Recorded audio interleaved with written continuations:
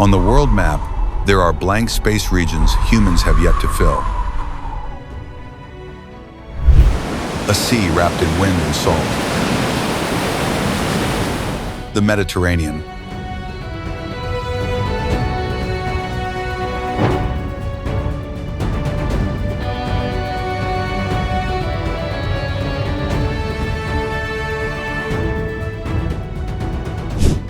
Not the one in textbooks, but the one of lost empires and buried secrets.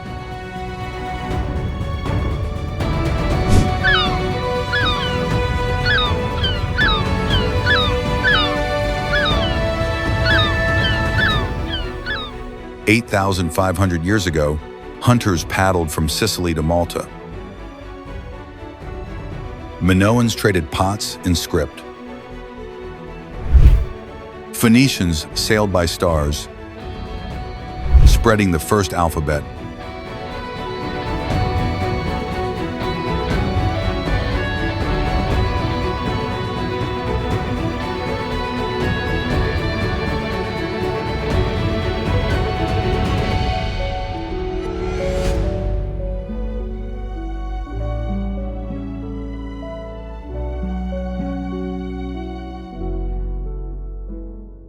The Greeks built cities. Rome took it all, Mare Nostrum.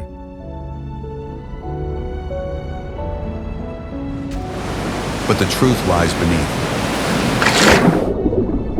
A shipwreck near Sicily, 2,500 years old. A sunken hull off Turkey. Hundreds of bowls, still whole.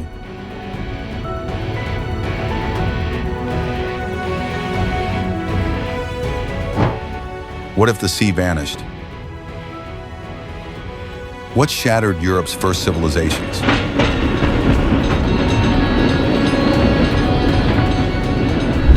What stories sleep in ruined ships? This is where our journey truly begins.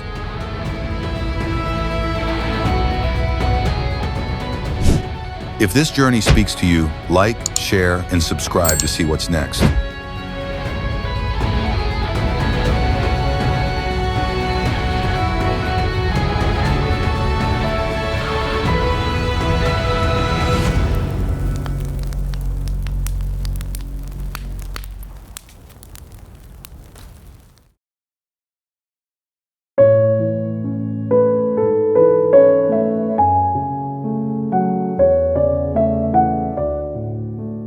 From sunken myths in the east, we now turn west.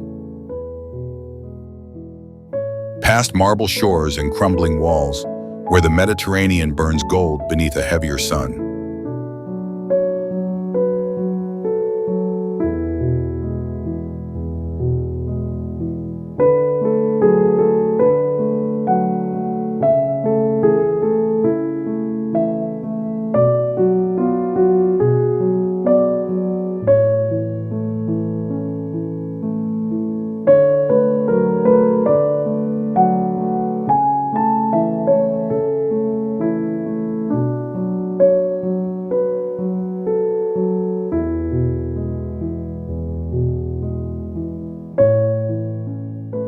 This is Spain, not the one of flamenco and fiestas, but of Moorish echoes, white hill towns, and ruins facing an endless sea.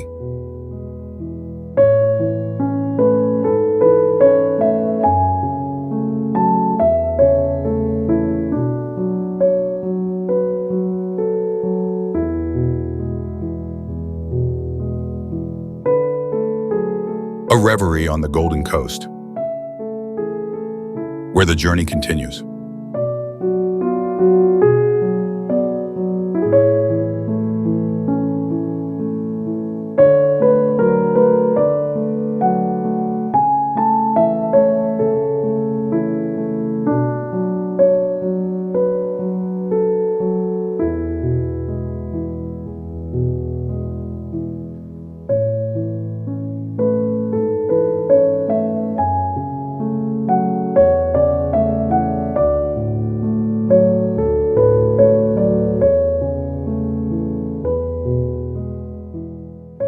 Not on soft sand or among marble ruins, but in a place stripped bare by time and sun.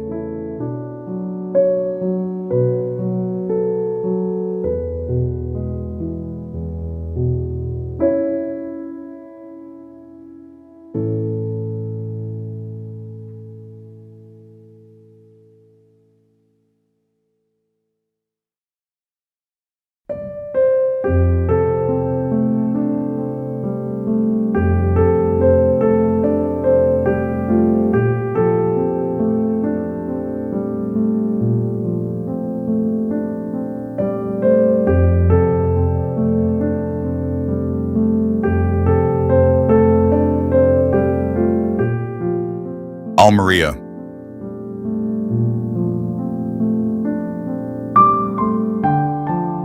A name whispered by the wind across stone valleys and skeletal ridges, where the land forgets water, and silence becomes its own kind of monument.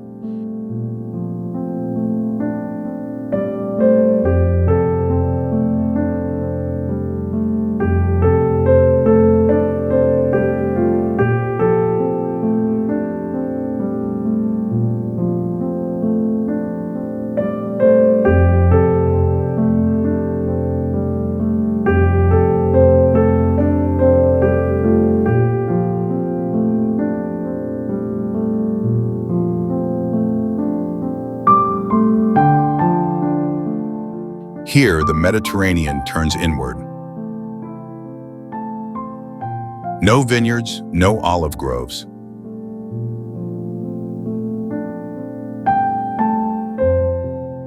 Only scorched earth, sun-bleached hills, and shadows that stretch without end.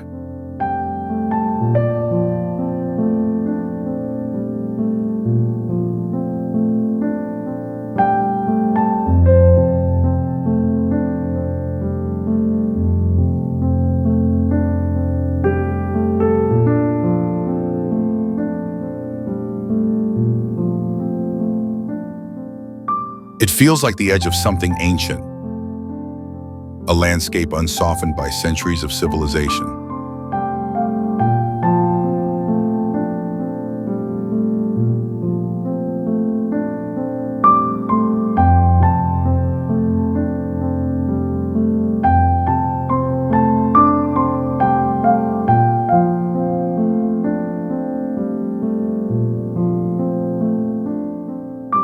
But still, life persists. A hawk glides over the desert floor. Lizards dart between cracked rocks. Even the dust seems to remember.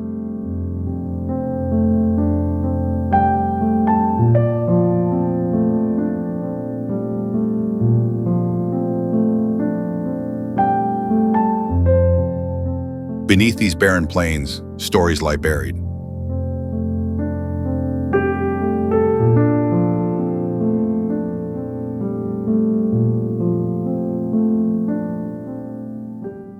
Phoenicians once crossed this land, mapping trade routes in copper and salt.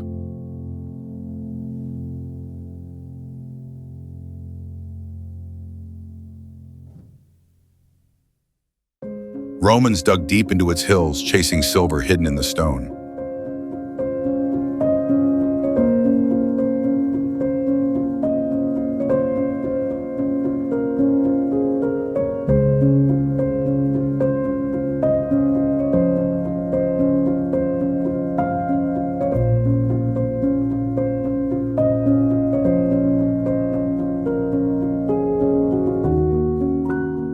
Later, when those voices faded, another kind of legend arrived.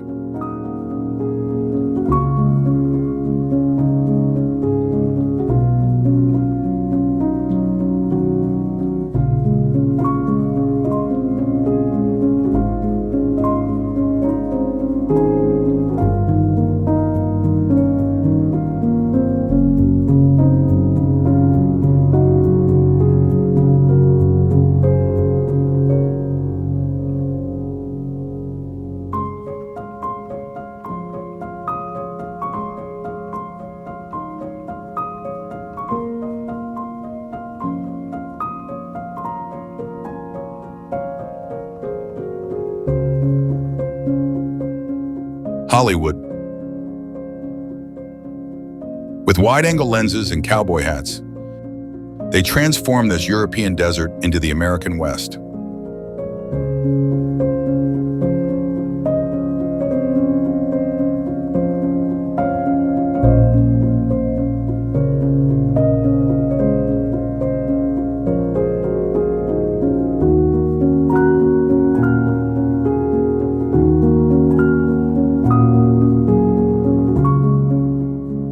But even then, the land stayed honest.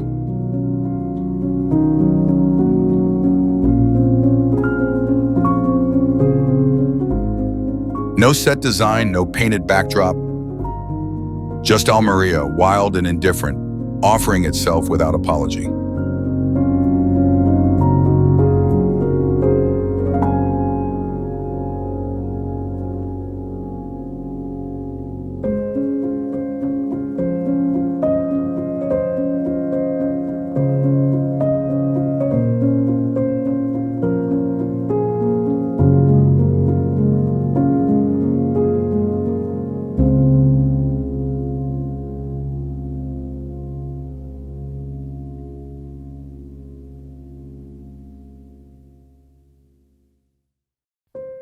How does a desert exist beside the sea?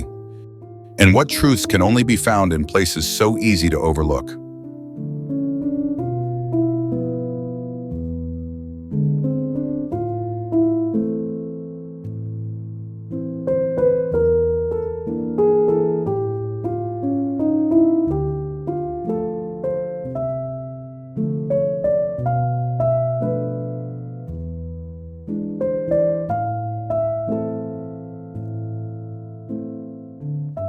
This is not emptiness. It's the beginning. A harsh, quiet threshold. And the first step deeper into southern Spain's forgotten heart.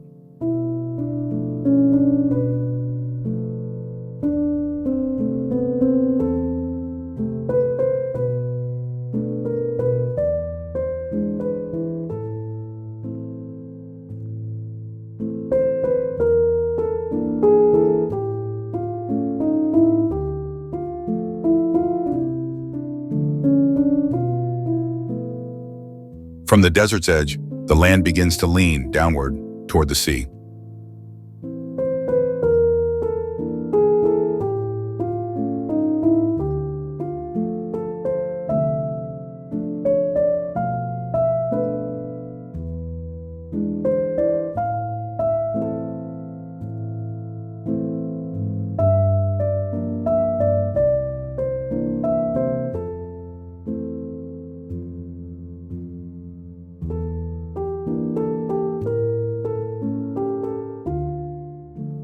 Here, the silence of Almeria meets the roar of wind and surf.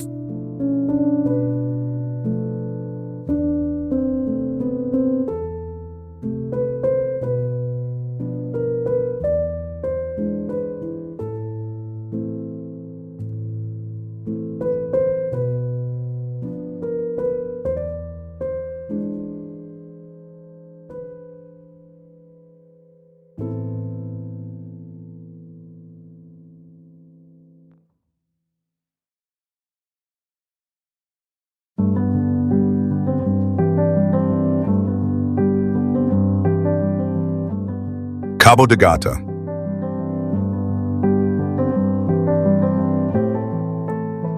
A coastline sculpted not by time but by fire.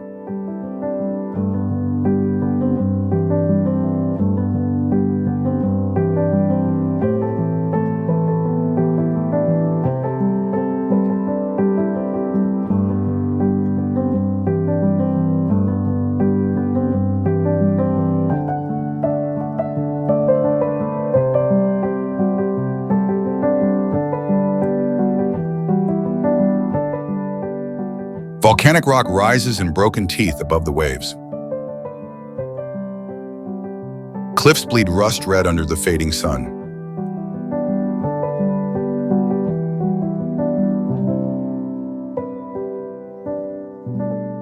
And where the mountains fall, the sea waits. Not gentle, not still, but wild and electric.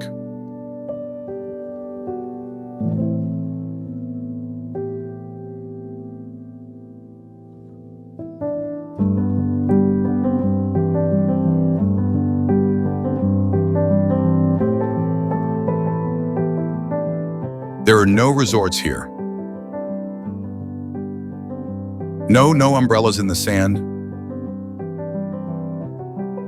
Only raw geography. Only wind, salt, and stone.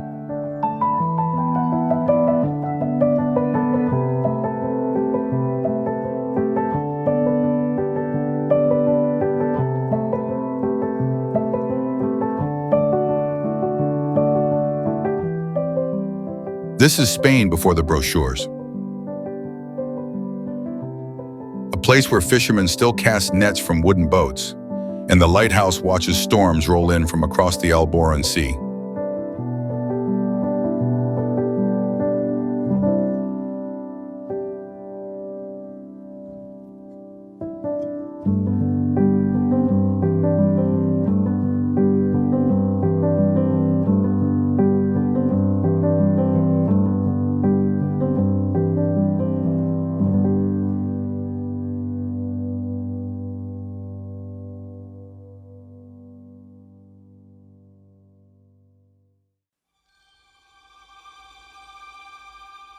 Stand at the Cape and you'll feel it. The pull of the Atlantic, the breath of Africa.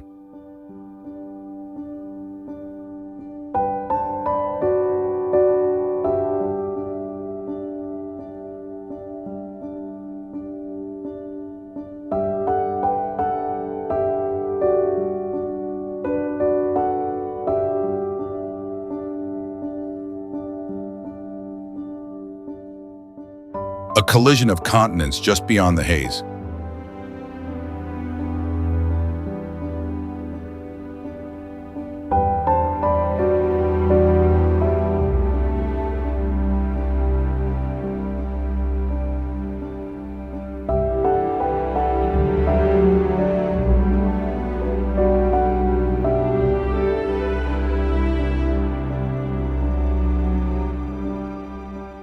But what makes Cabo de Gata unforgettable isn't only its isolation.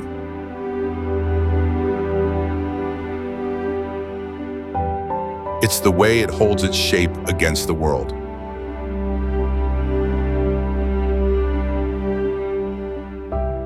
Unsmoothed, unpolished.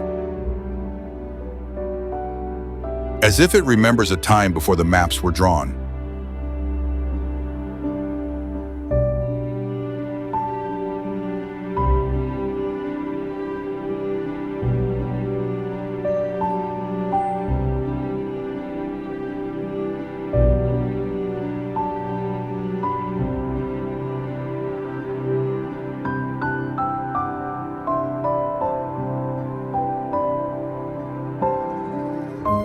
Even the light here is different.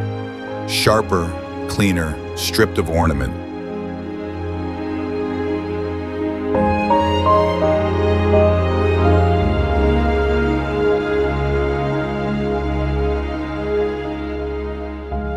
Every shadow cuts deeper. Every silence feels longer.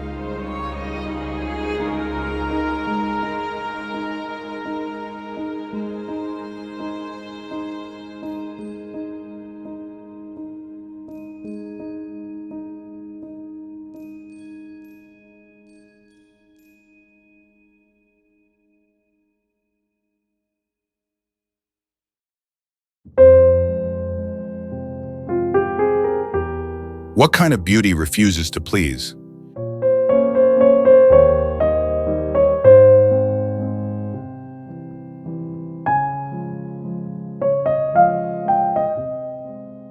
And why are we drawn to landscapes that seem to resist us?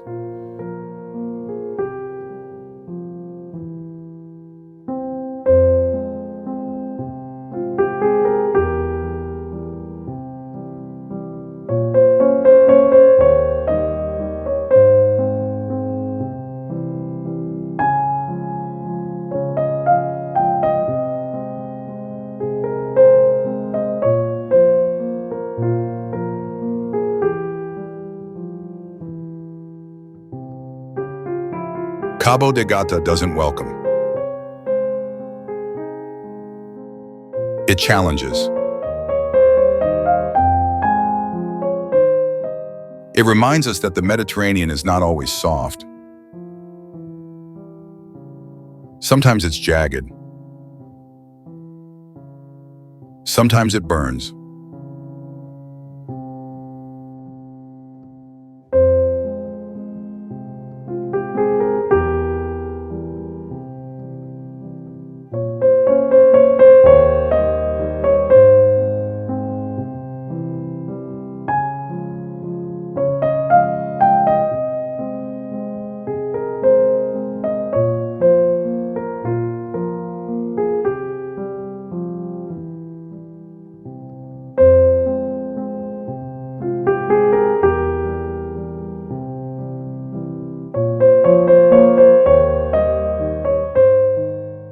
From the scorched coastline, the road climbs inland, rising into the folds of the Sierra Nevada.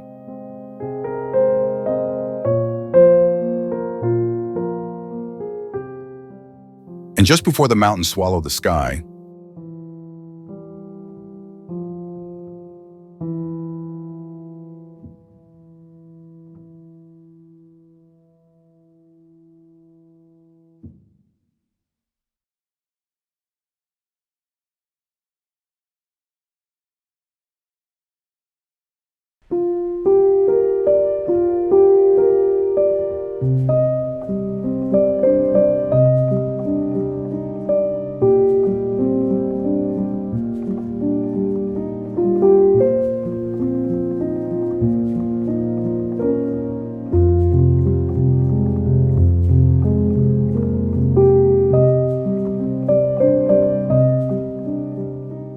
Granada appears. Quiet, golden, almost unreal.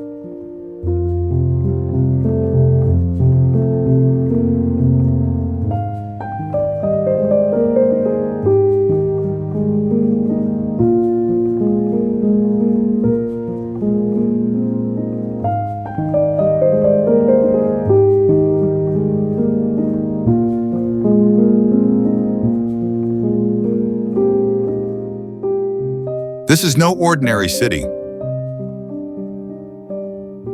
It's a memory carved in stone. A final whisper from a vanished empire.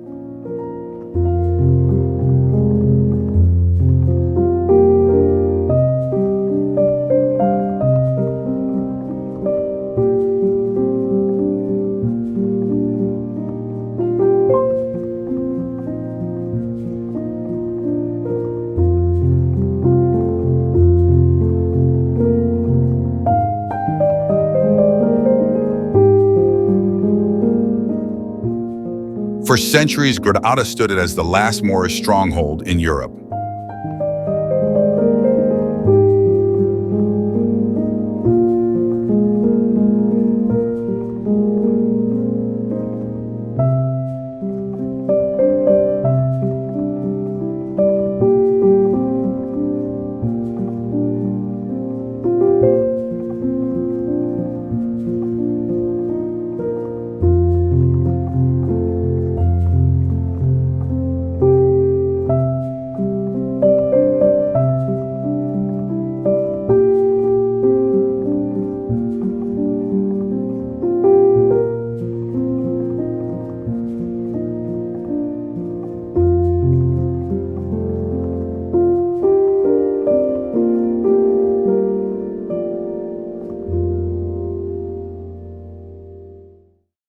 While kingdoms rose and fell around it, this city endured, graceful, proud, and luminous.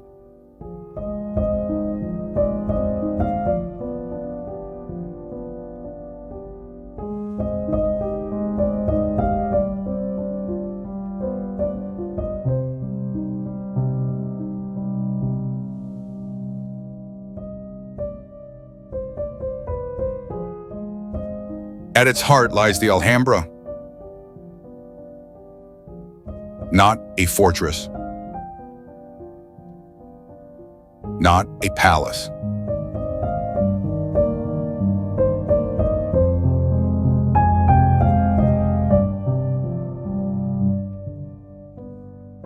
But something between dream and geometry.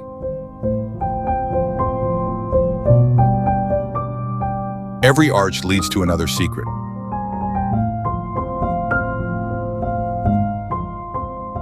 Every courtyard holds its own reflection.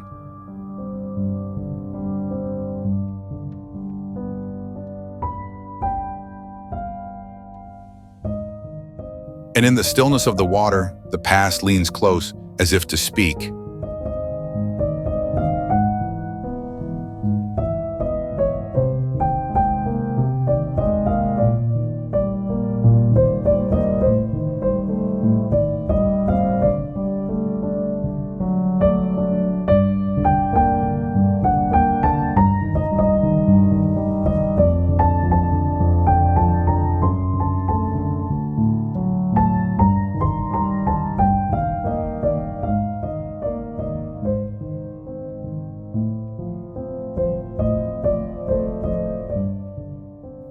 Here, symmetry isn't decoration.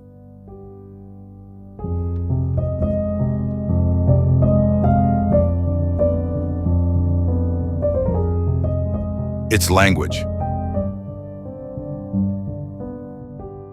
A sacred dialogue between earth and heaven, between mathematics and longing.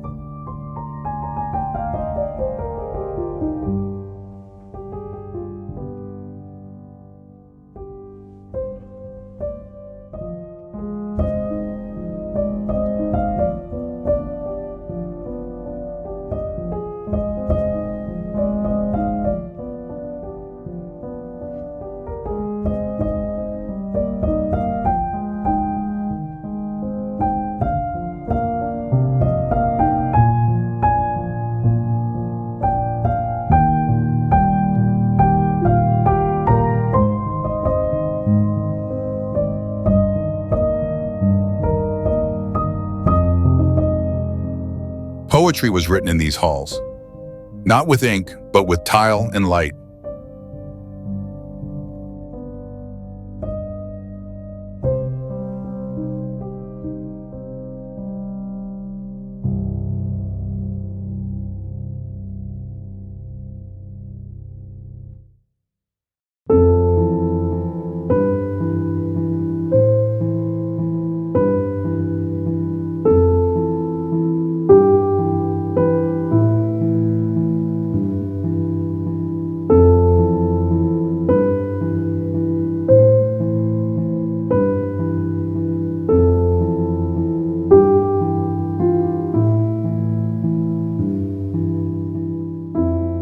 Ceilings bloom like stars.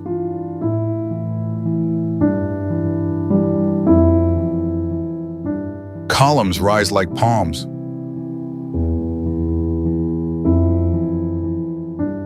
And above it all, silence reigns.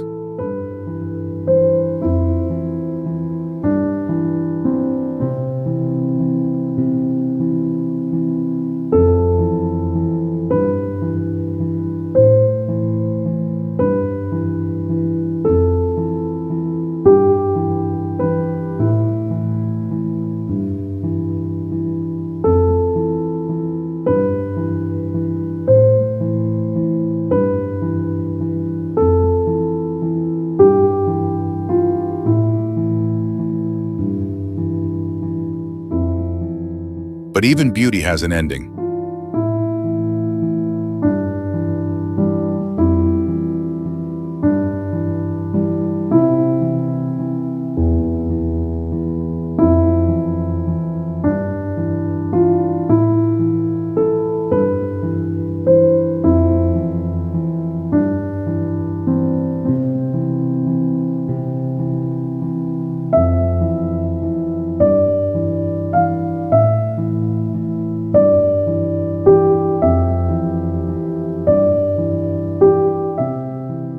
In 1492, the last Moorish ruler surrendered Granada.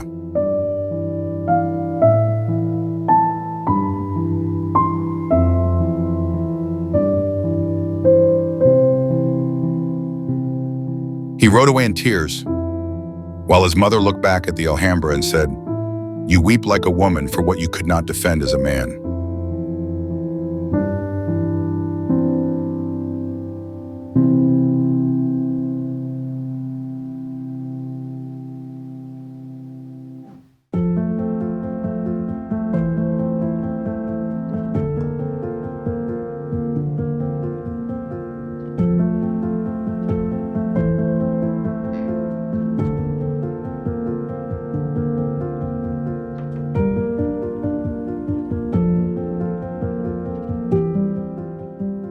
That wound never healed.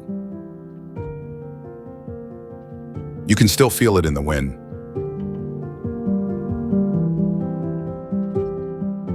In the way the city folds into itself at dusk.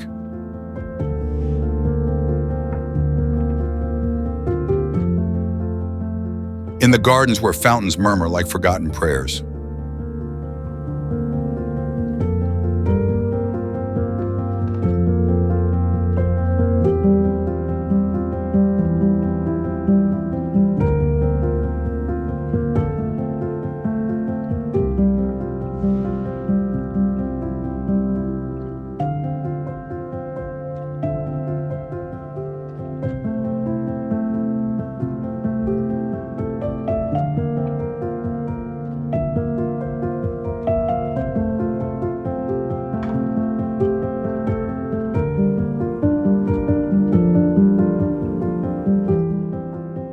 Granada is not a place you simply visit.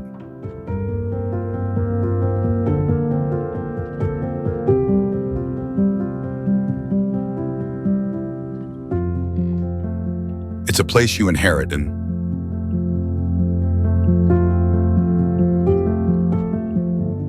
a weight of history passed down through shadow and stone. A reminder that even the most delicate empires leave echoes stronger than time itself.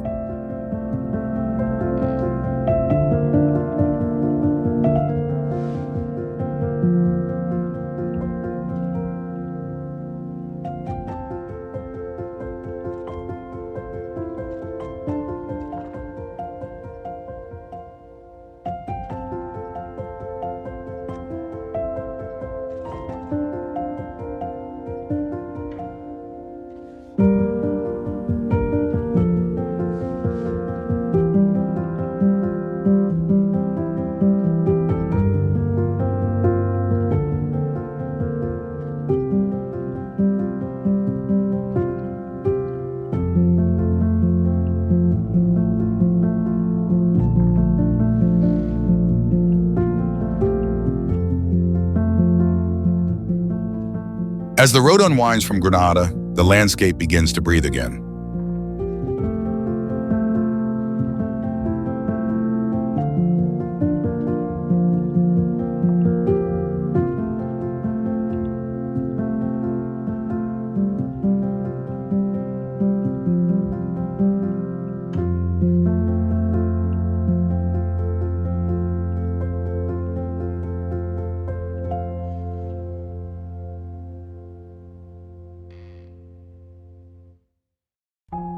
The high ridges sink into gentler hills.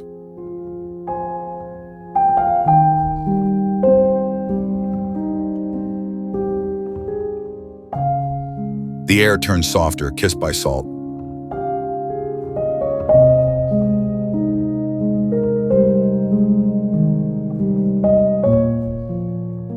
Far below, the sea returns, still, brilliant, and almost too perfect.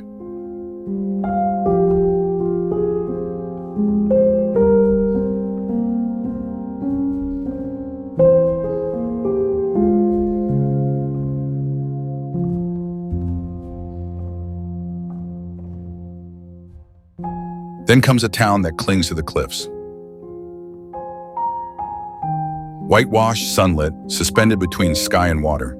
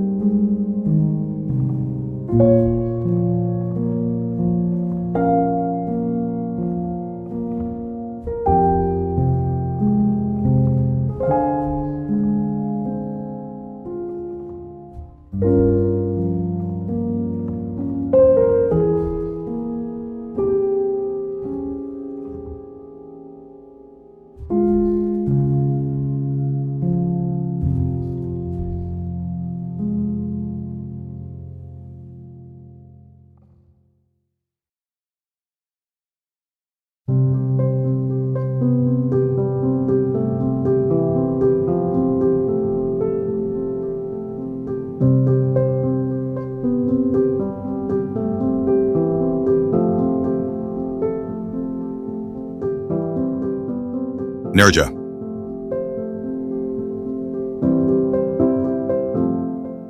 On the surface, it's a postcard come to life.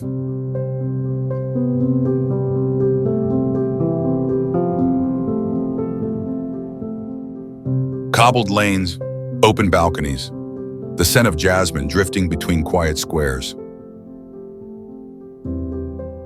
But what defines Nerja isn't what's above. It's what sleeps far below.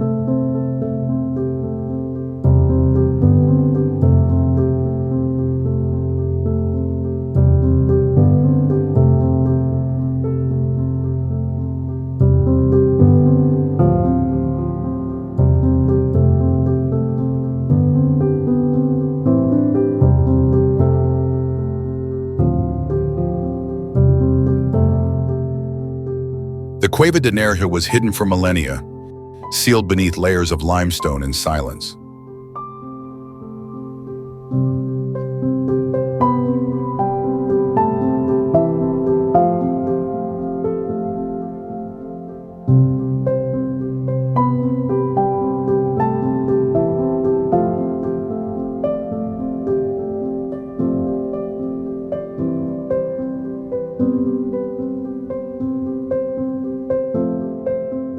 Discovered by chance in 1959, this immense cave system stretches for nearly 5 kilometers.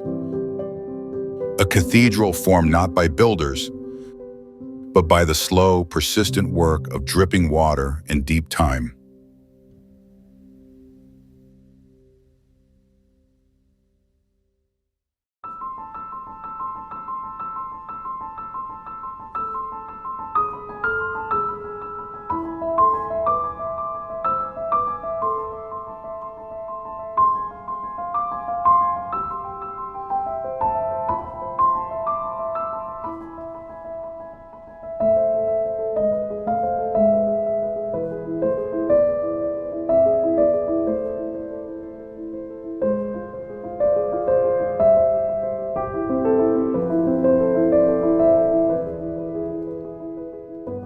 Its chambers rise like vaults in an ancient temple. Stalactites lean towards stalagmites, as if reaching for something they've forgotten.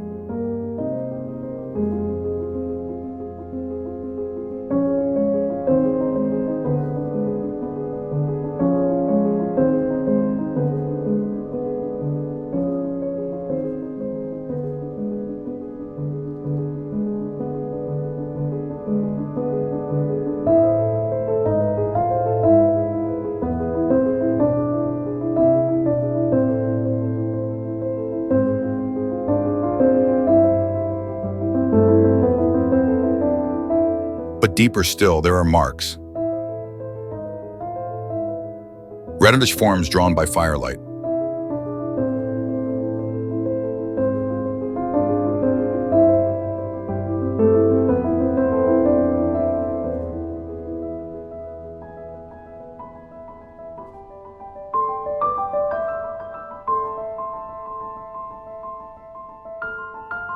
Symbols, handprints, perhaps fish. Simple but unmistakable.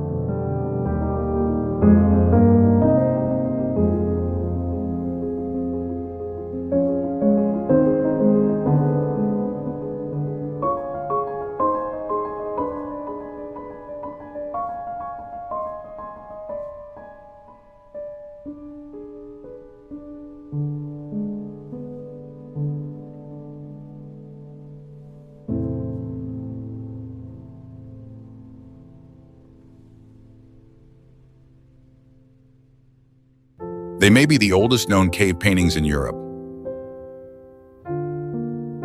Older than Rome, older than the pyramids. older or even than the written word.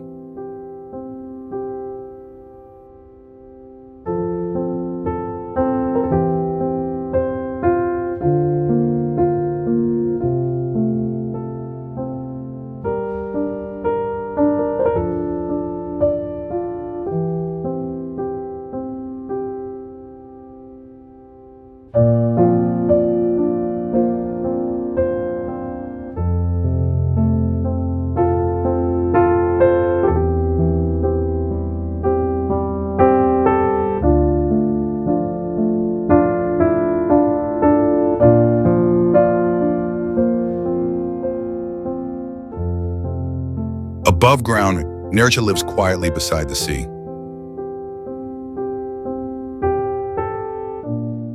Its famous Balcón de Europa offers a view that seems to last forever.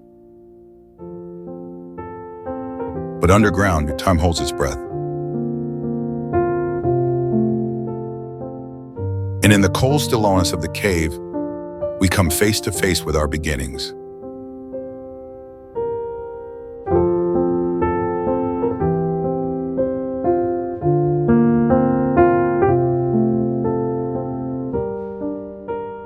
Beneath beauty, there is memory.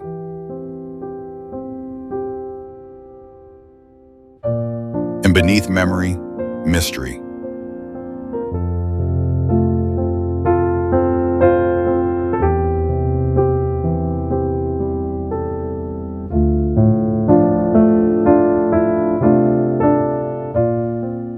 The road bends along the coast. Wider now.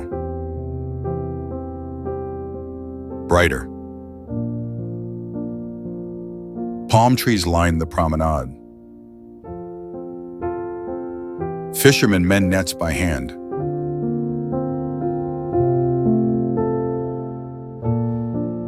A cruise ship rises like a moving wall out in the bay.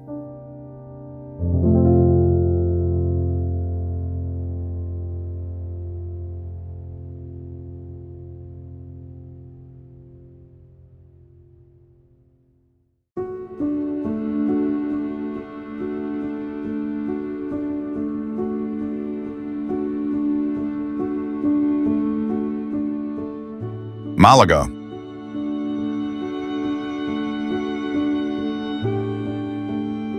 This is one of the oldest cities in Europe. Founded by the Phoenicians, held by Carthaginians, Romans, Moors, and Castilians. Each left behind a layer, a stone, a name.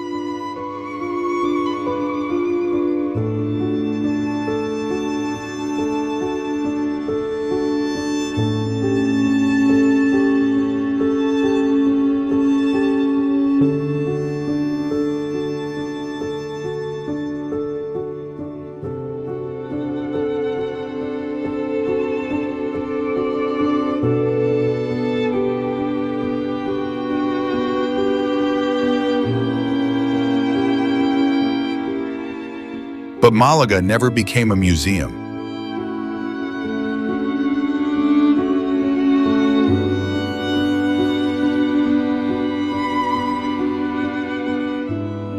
It breathed. It sings.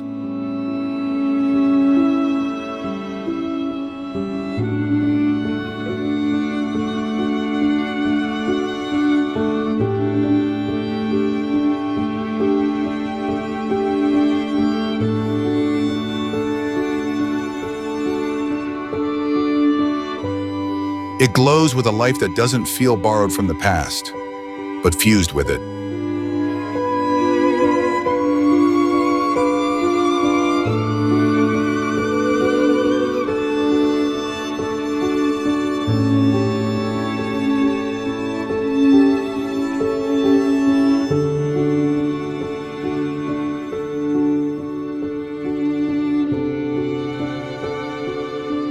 Here, history isn't preserved behind velvet ropes. It pours into the streets.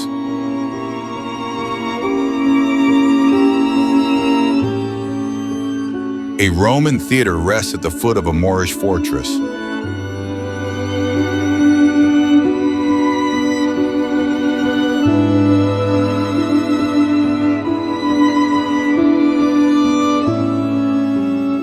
A Picasso museum hides in a side alley, just steps from a 16th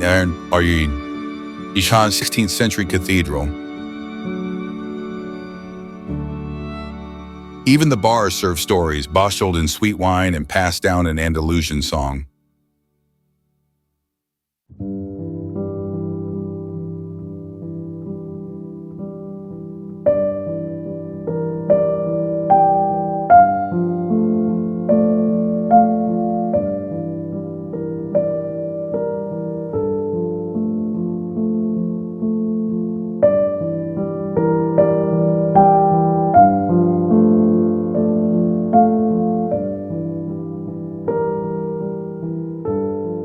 Walk the old quarter and time becomes liquid.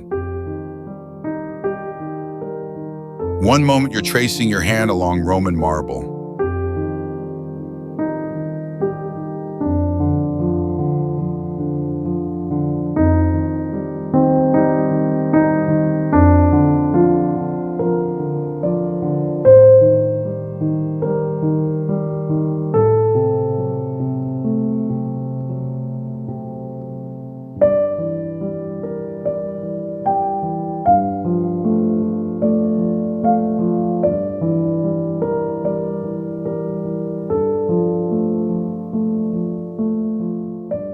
The next, you're beneath jacaranda trees in bloom, watching the light dance across white facades and wrought iron balconies.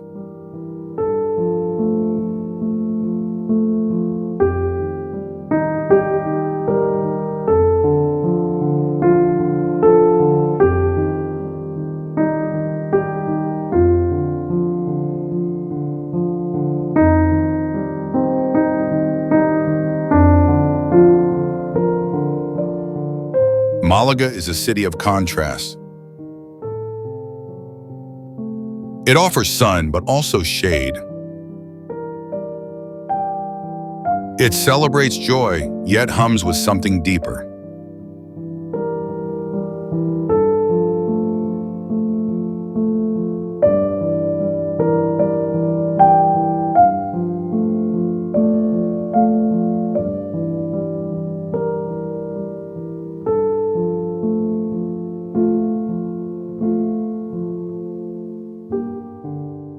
Not nostalgia. Not on a sorrow, but by continuity.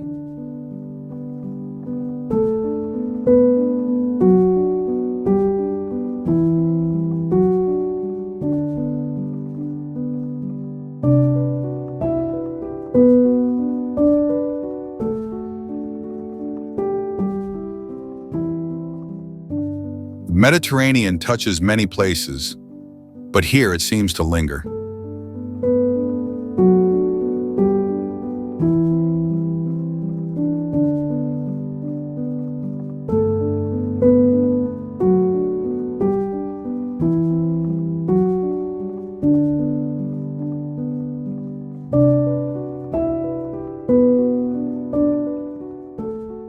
And you begin to wonder, how does a city live so easily between eras?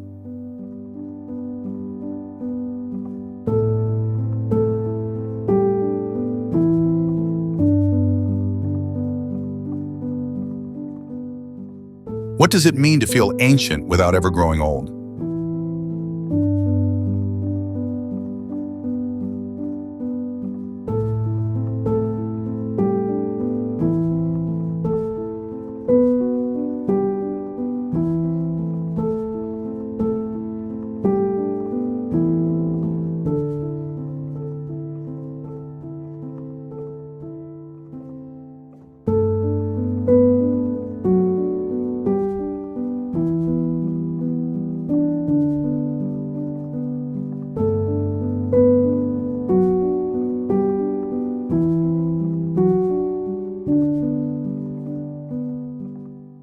The road climbs sharply through folds of rock and light.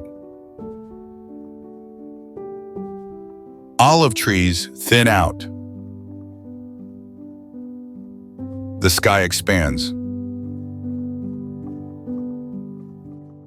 And then the land splits.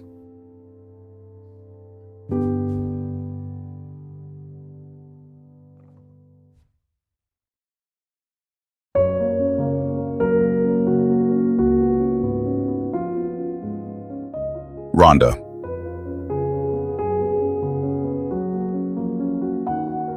A city born not on a plain, but above a gorge. Two halves pulled apart by stone and stitched together by vision.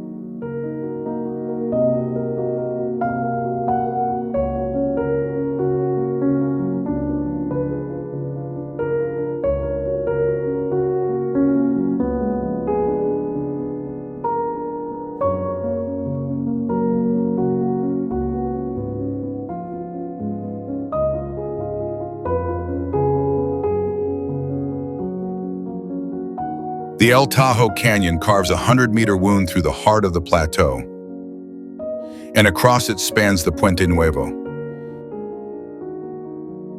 a bridge so precisely placed it seems summoned, not built.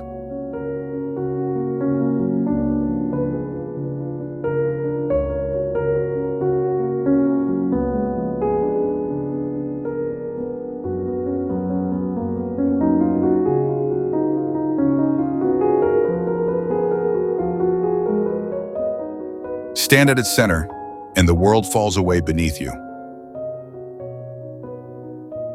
Birds drift below.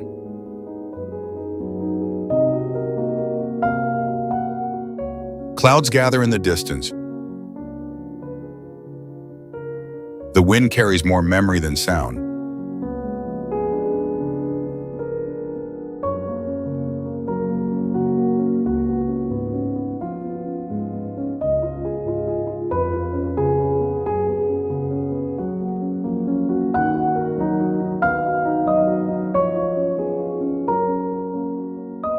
Rhonda was once a Moorish fortress, then a Christian bastion.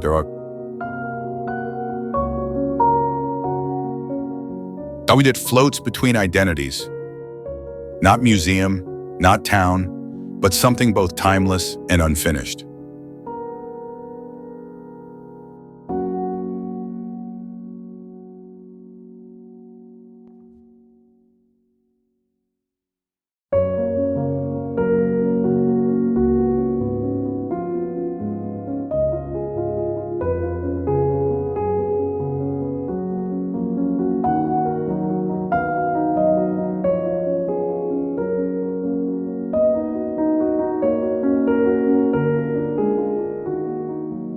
Writers came here chasing solitude.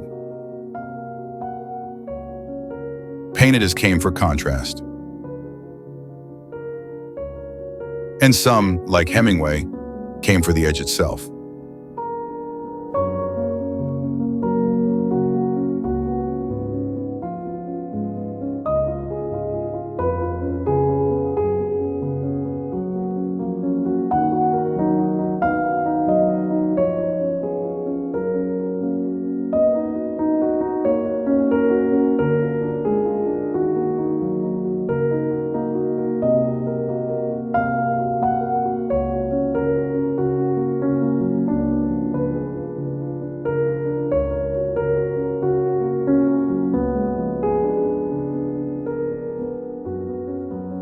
Because everything here teeters between beauty and danger, grace and gravity. And perhaps that's what holds it together. Not certainty, but tension. The descent begins.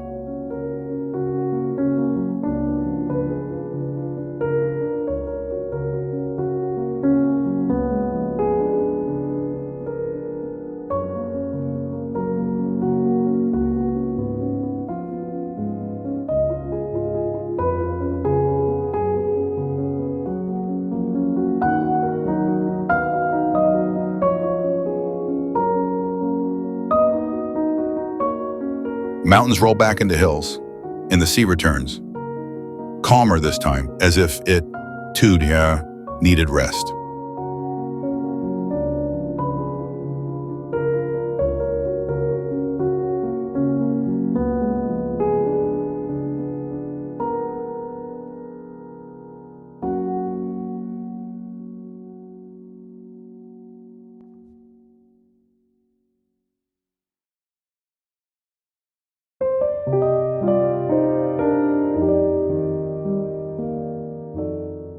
Marbella.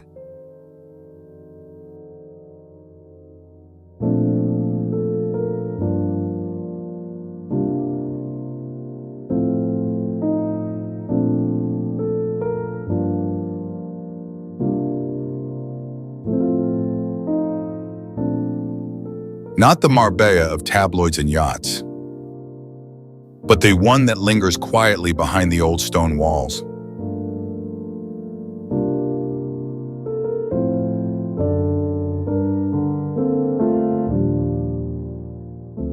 A town of whitewashed alleys, shaded courtyards, and bougainvillea spilling down balconies like colored smoke.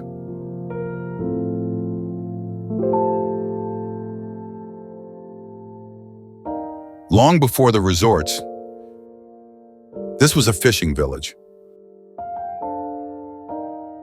A Moorish settlement tucked between the Sierra Blanca and the Mediterranean. And even now, if you leave the marina behind and step into the Casco Antiguo, you'll find traces of that other Marbella, where time folds gently and the past walks just a few steps behind you.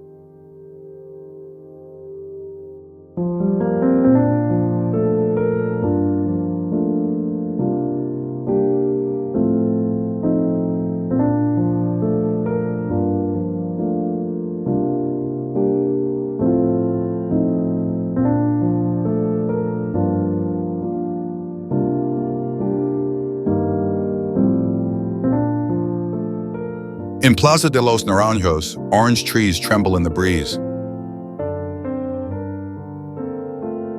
Children chase pigeons across terracotta tiles. The church bells ring, but no one seems in a hurry.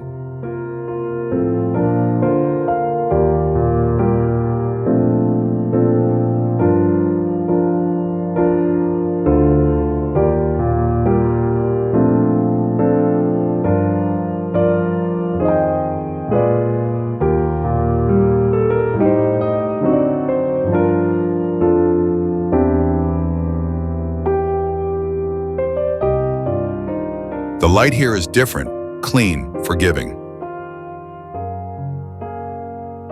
It rests on the white walls like silk, casting soft shadows that blur the line between afternoon and evening.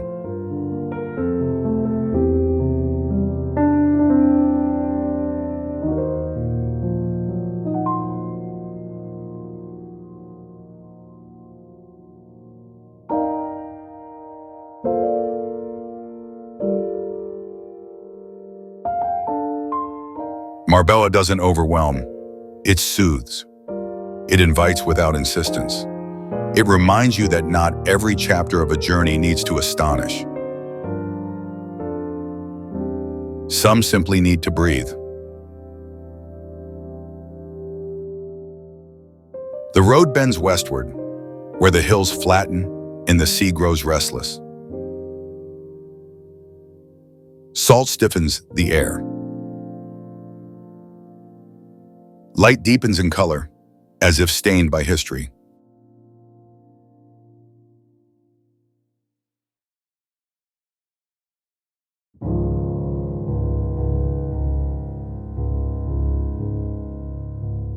Cadiz.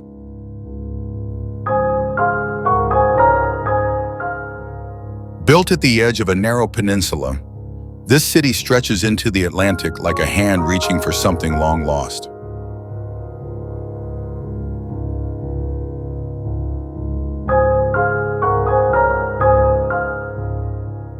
Waves break against its stone walls, not in rebellion, but as if returning to a place they have always known.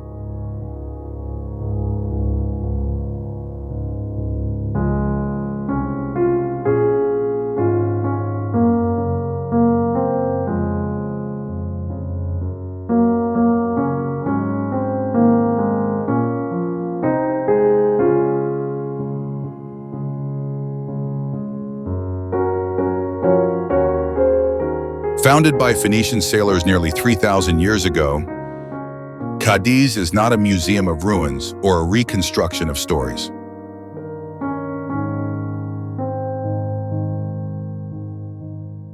It is a city that has never stopped living, layered with centuries, but never buried beneath them.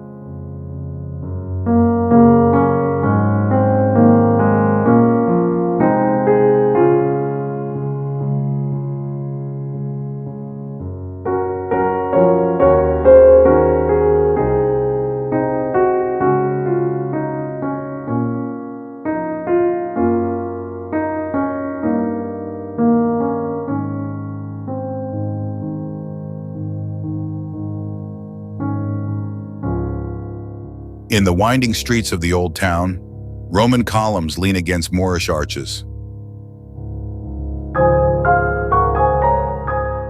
Baroque facades wear the sea-like skin.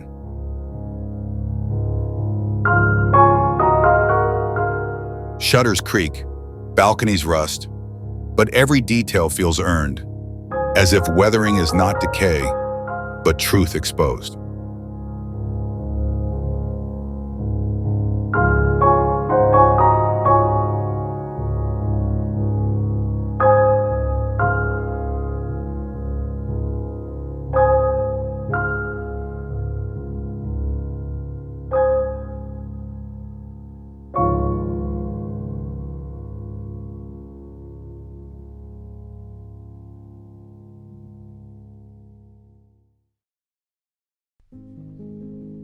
Walk through the neighborhood of La Vigna, and time stretches differently.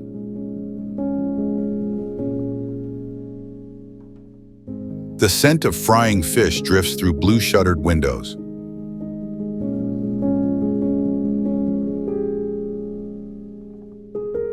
Laundry flutters like flags of daily resilience.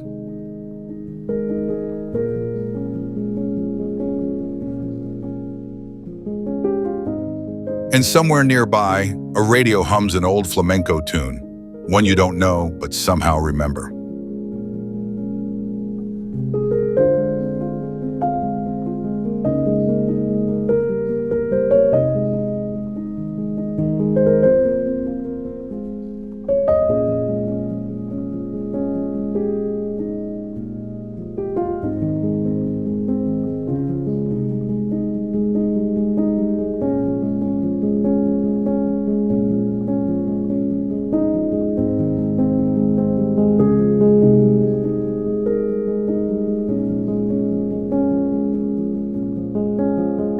This is Cadiz, not polished, not rehearsed, but vibrant, weathered, and entirely present.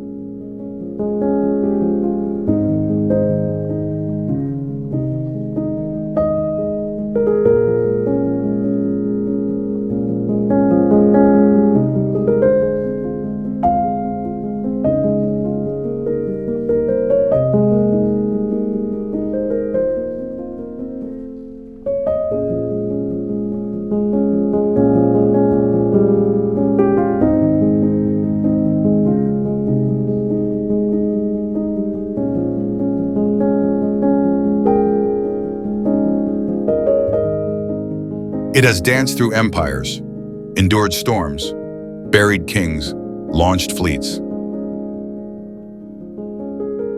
And yet it remains intimate, a city that leans close to tell you a story, not with grandeur, but with detail.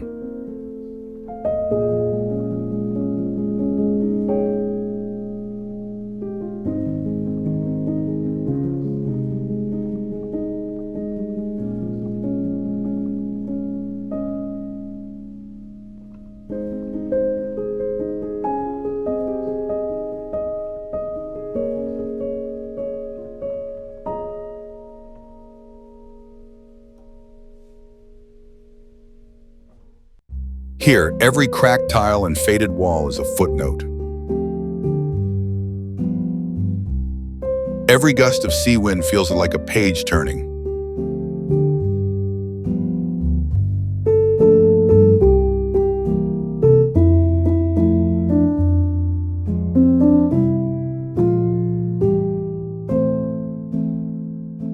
And in the golden light before evening,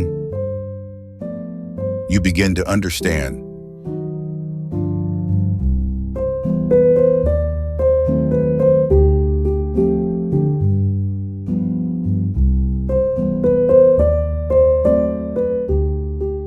KDs doesn't ask to be admired, only understood.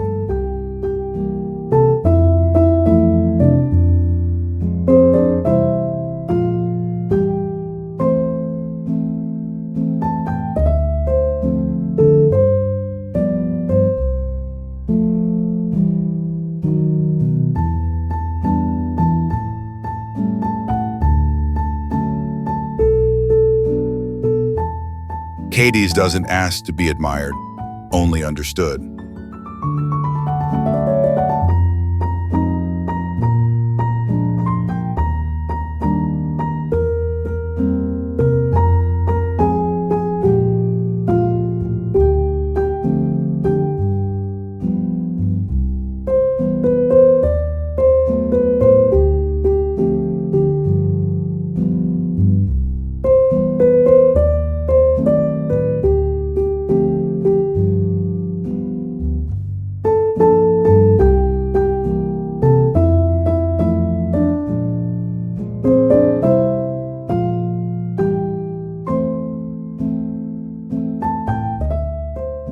The land tapers to its final breath. And the wind, no longer gentle, pushes against you as if testing your resolve.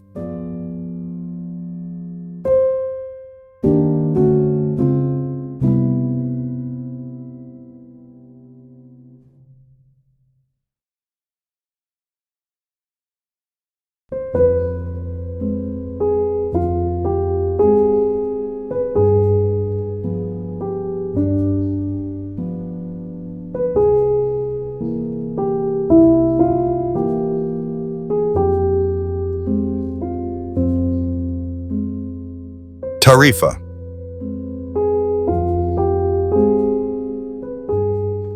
The southernmost point of continental Europe. A place where the Mediterranean ends and the Atlantic begins.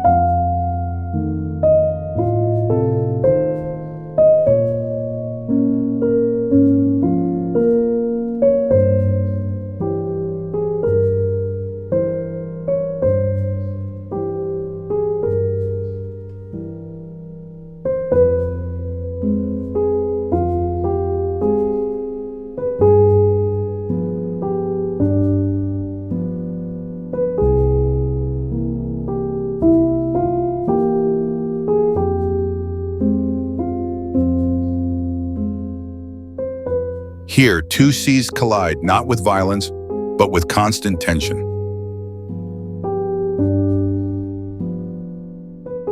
You can see it in the water, darker on one side, clearer on the other.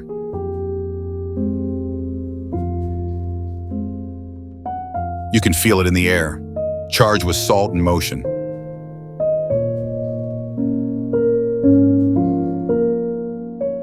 And you can hear it in the sails snapping above windsurfers as they race across the strait.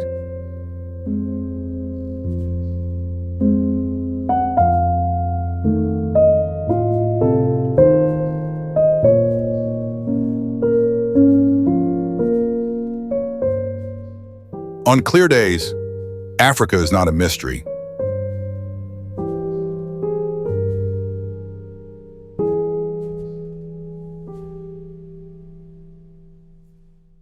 It's a presence, close, unmistakable.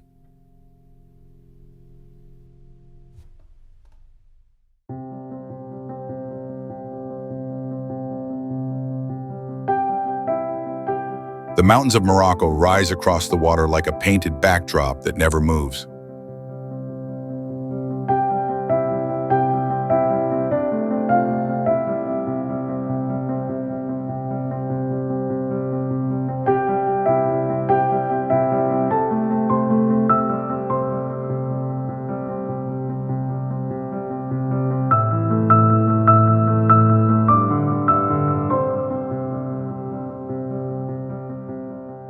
But Tarifa is more than a point on the map. It is a crossing place.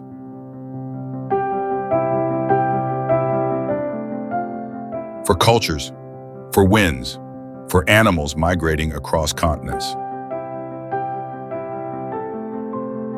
Birds fill the skies in spring and autumn, tracing invisible highways between hemispheres.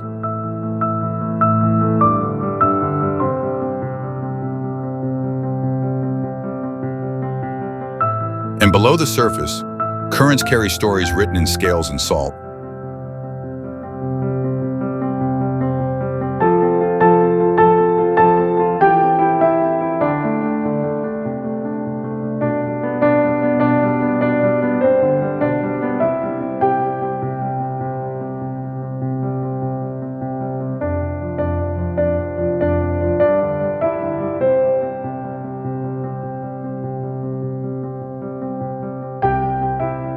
Once, this was a Moorish fortress.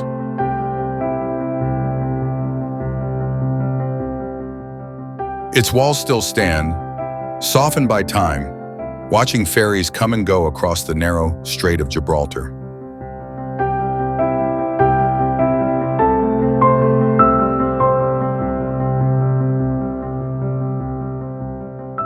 In those stones is a memory of battles fought not just for land, but for belief, for power, for direction.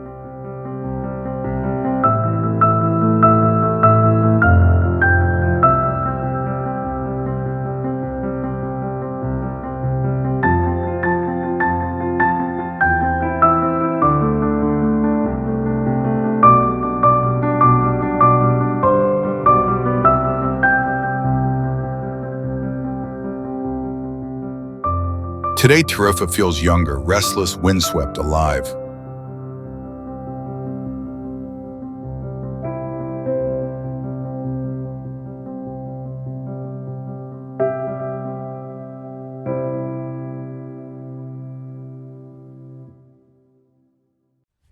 Surfers, travelers, poets drifting south.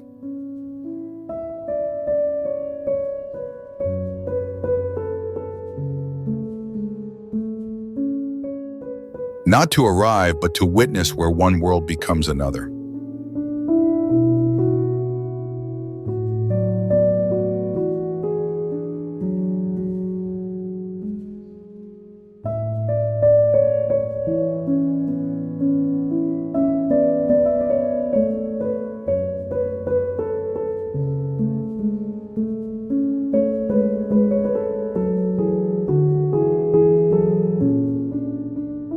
Stand at the point where the seas meet.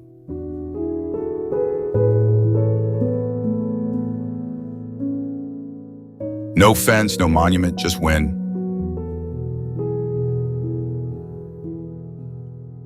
And in that endless horizon, ask yourself, is this an ending? Or just the beginning of something else?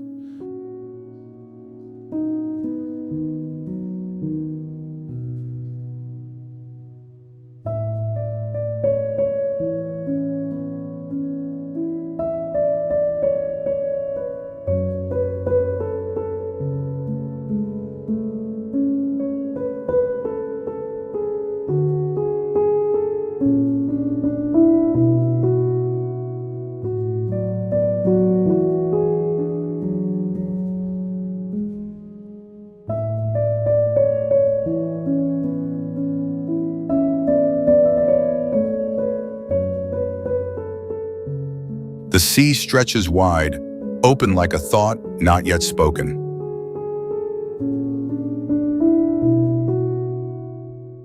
Hours pass above shifting waves. And then land.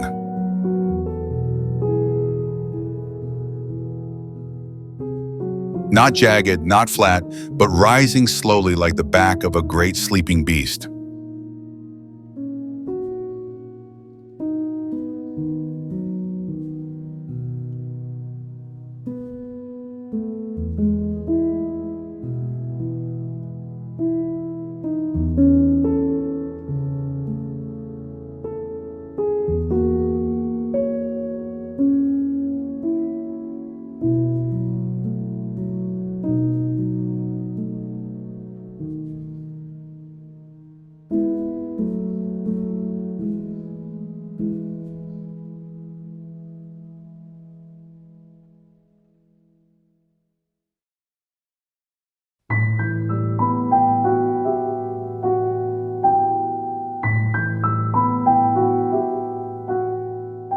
Majorca,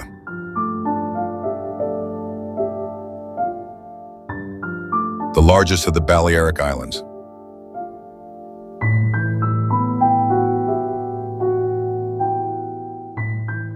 A place of mountain spines and citrus valleys, where the Mediterranean doesn't just touch the shore, it breathes through stone, through pine, through wind.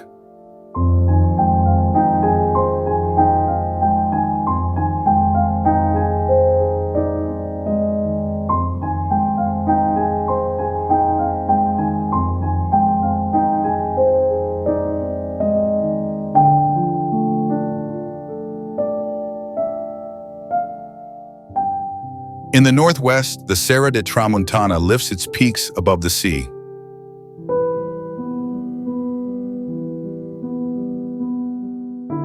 Here, roads wind like ribbons along sheer cliffs, and villages cling to hillsides the way moss clings to rock.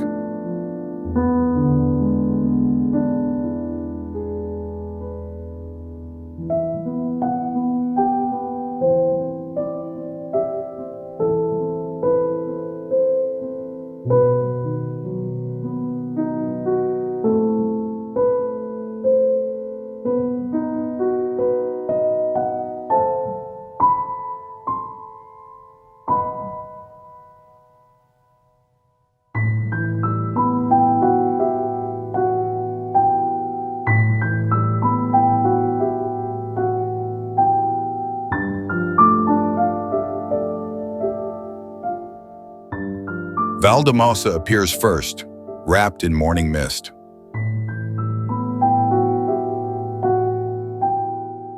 It is said that Frédéric Chopin once spent a winter here, ill, in love, and composing between storms.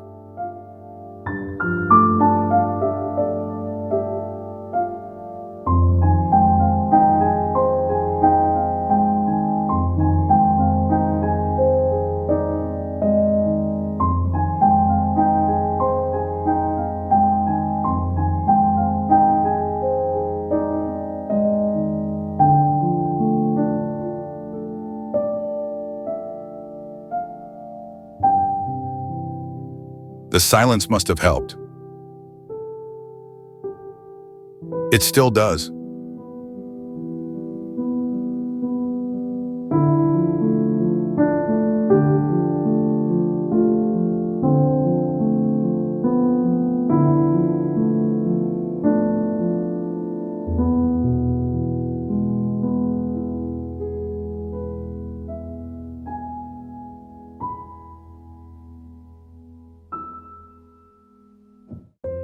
Not far lies Solar, hidden in an orange-scented valley, linked to the coast by an old wooden train that moves as slowly as the town itself.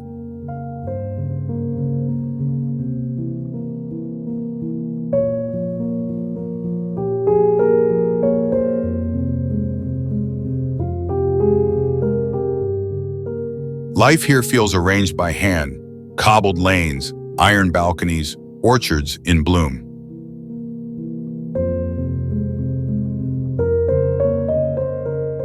Nothing urgent. Everything lasting.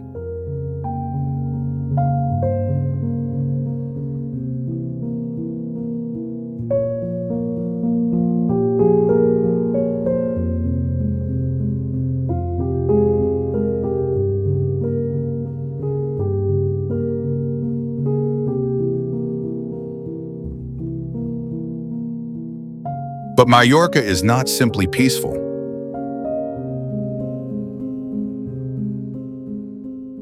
It holds attention beneath the quiet.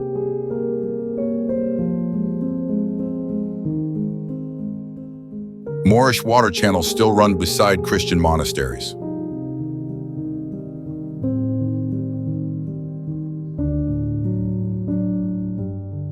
Ancient watchtowers look south across an old thread, now just horizon.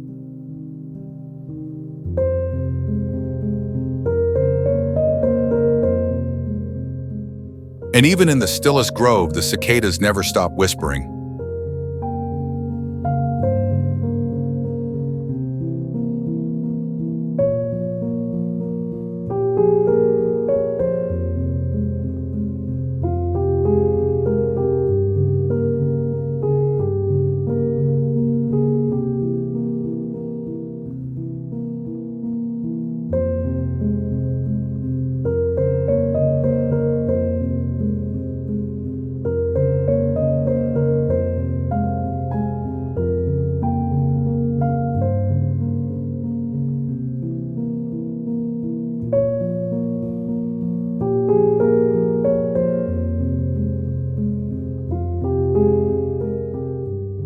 Majorca is both refuge and memory.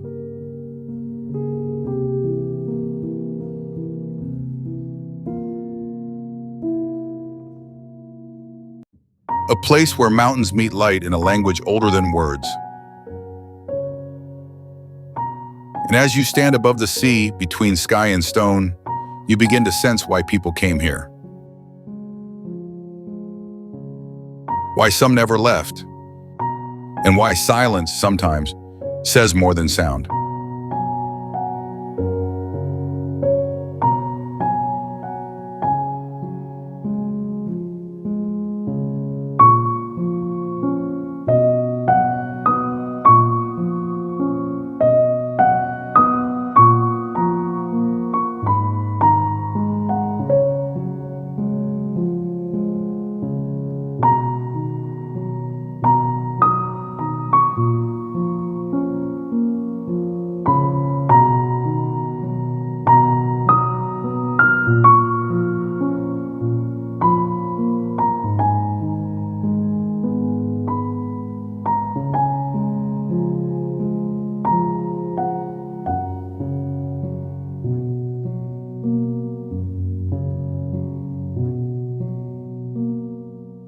The horizon narrows. Waves flatten.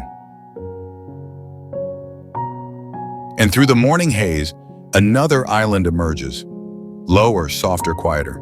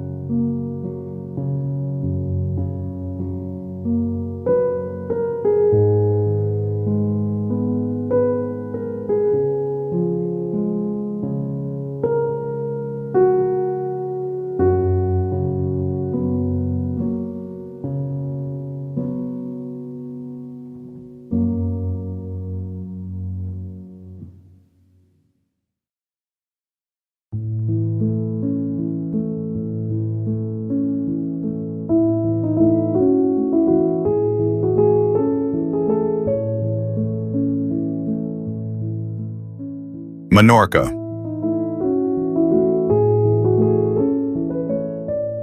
The gentlest of the Balearic siblings. Smaller than Majorca, less fevered than Ibiza.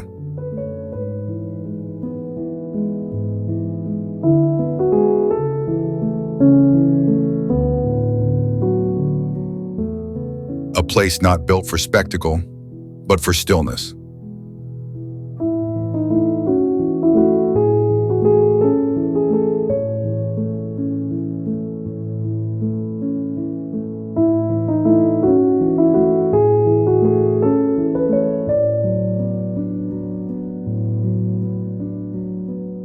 Its coast doesn't shout.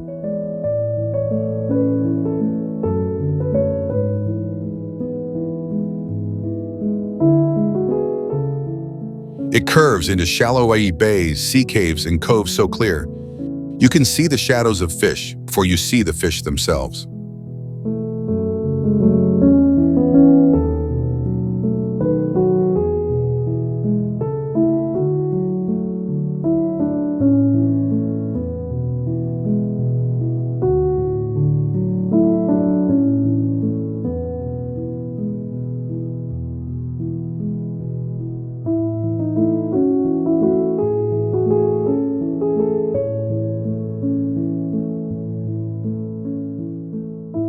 No massive cliffs, no sprawling resorts.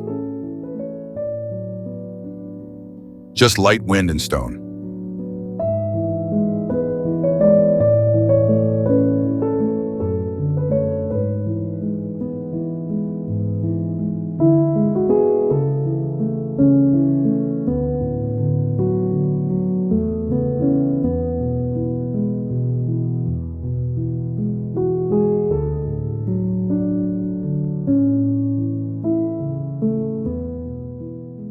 In the south, the village of Binibeka appears like a dream sketched in white.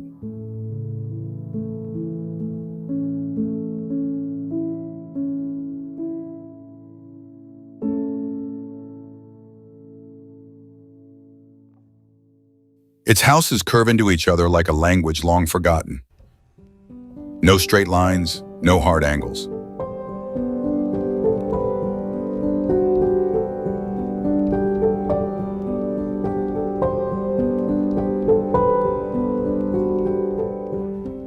Only silence and the creak of old shutters in the afternoon heat.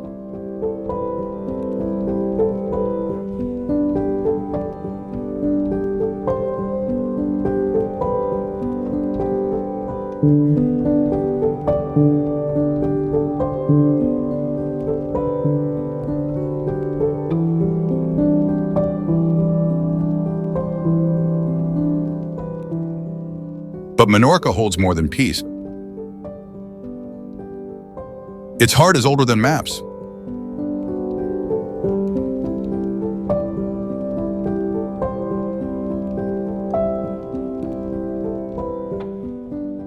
Across its hills, you'll find talas, megalithic stones arranged in T-shapes, as if some ancient people built altars to the sky itself. They left no writing, no answers. Only stones and questions.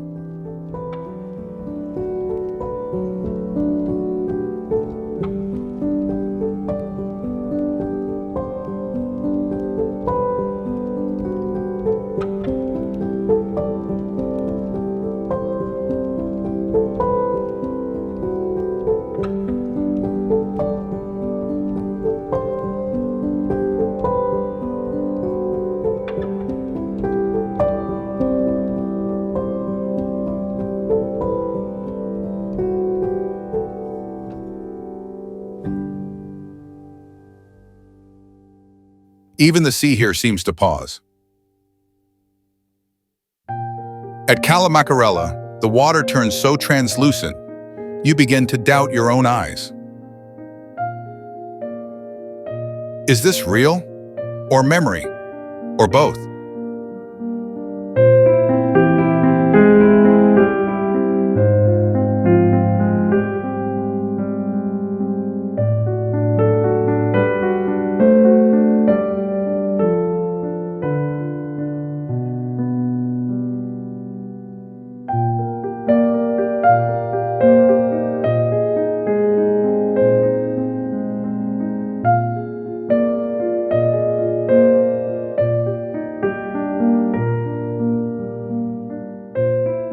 Menorca asks nothing of you.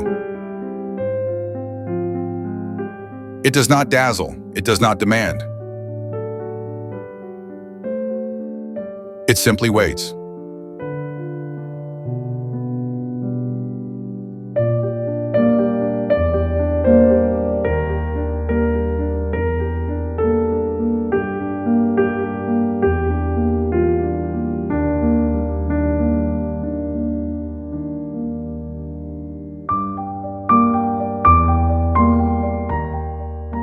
And perhaps that is its power.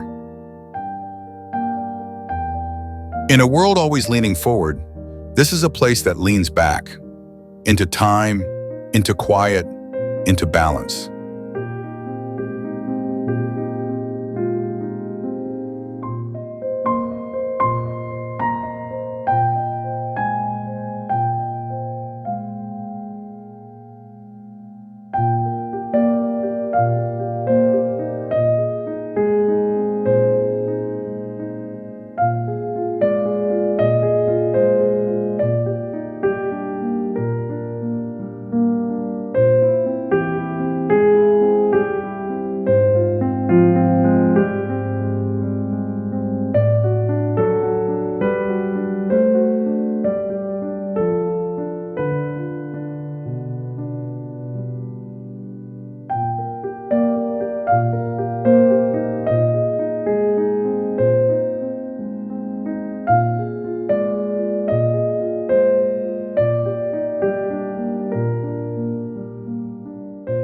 The wind carries a different rhythm now, lower, more deliberate.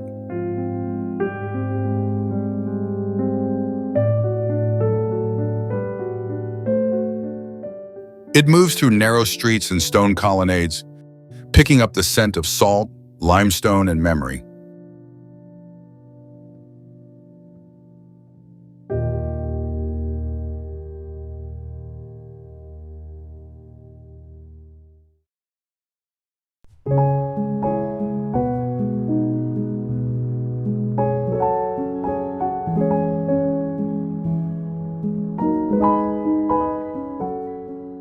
Ciutadella, the old capital of Minorca, a town carved not for spectacle, but for permanence.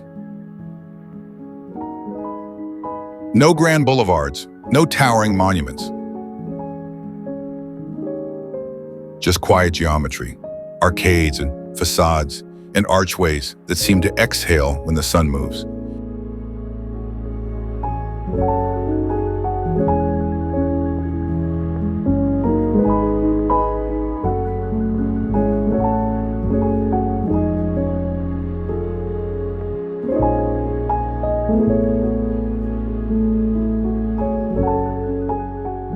Here, the sea doesn't arrive with drama.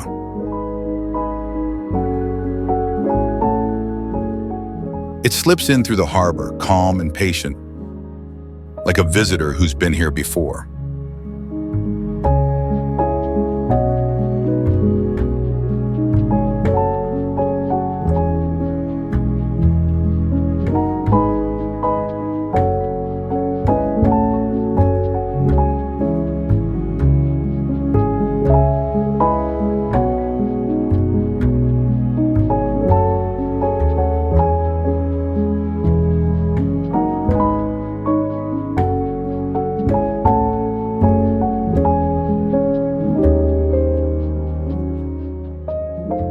Church bells mark the hours, but no one moves quickly.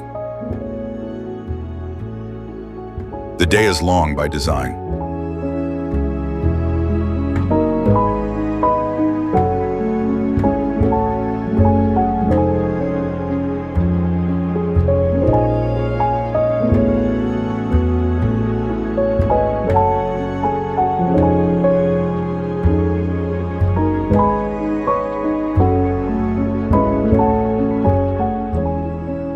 In Plaza de Born, the past stands at full height, statues of forgotten battles, lanterns still lit each night, and the whisper of histories written in stone, but remembered in the way people speak slowly and always make time for the second question.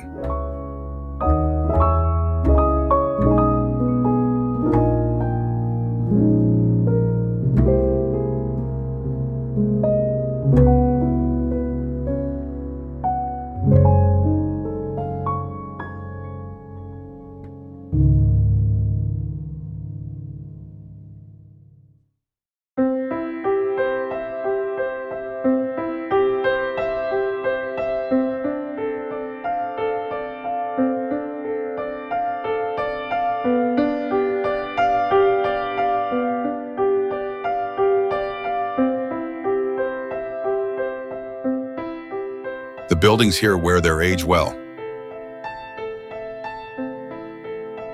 Balconies curl with ironwork.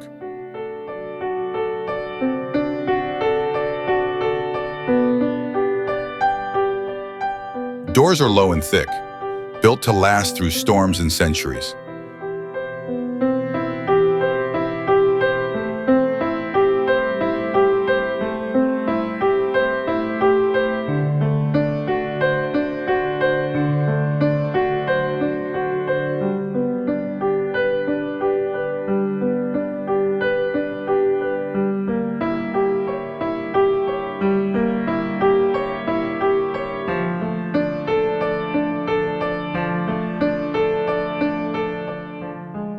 Ciutadella does not try to be modern.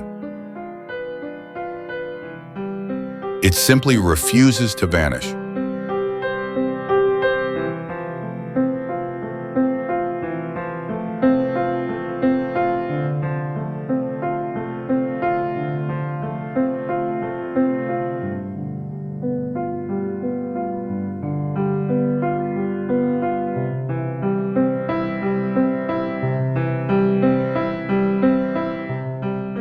And in that refusal, there is strength, not of force, but of endurance.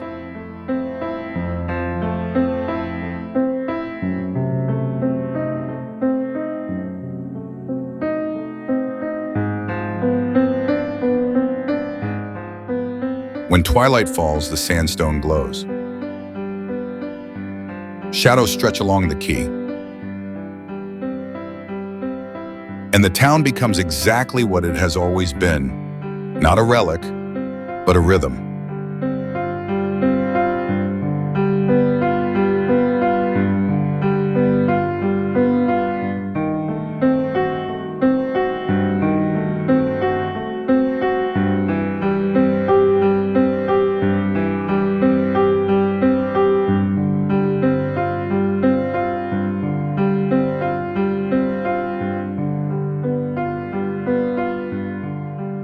The crossing from Menorca takes hours, but the sea stays calm and the light begins to shift, warmer now, dustier, as if preparing for something older than the journey itself.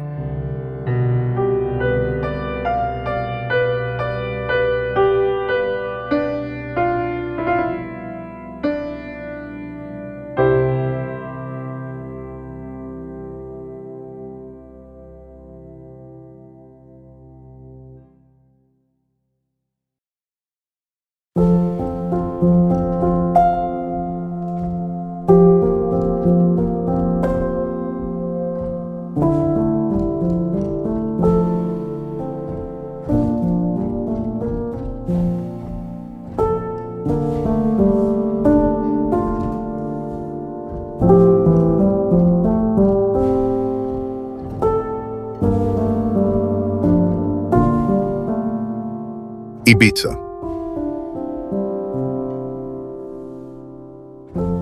Approaching from the north, the first thing you see isn't music or motion, but walls, massive stone fortifications rising from a hill above the harbor, cast in soft white and ochre, glowing quietly under the afternoon sun.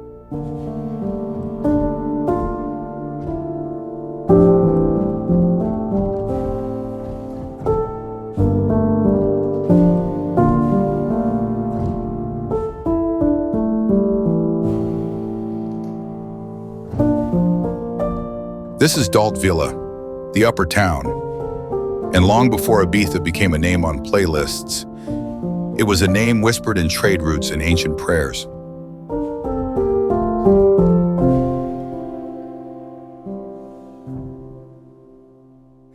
Founded by the Phoenicians over 2,500 years ago, the island was sacred to Tanit, goddess of fertility and war, whose presence still seems to hum through the rocks, the salt flats, and the strange silence that sometimes arrives without warning.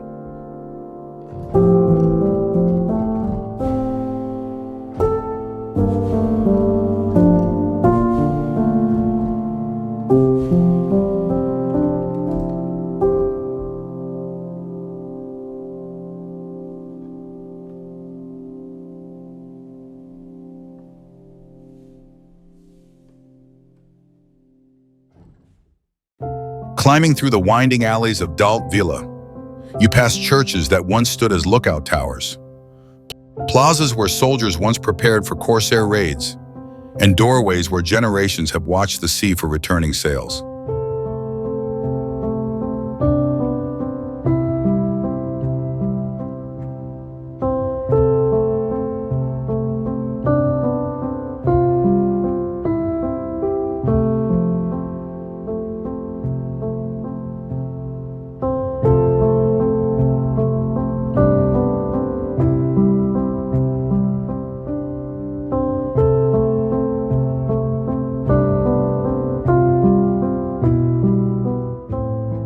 Ibiza's history doesn't compete with its present, it holds it, like the echo beneath a beat or the stone beneath a dance floor.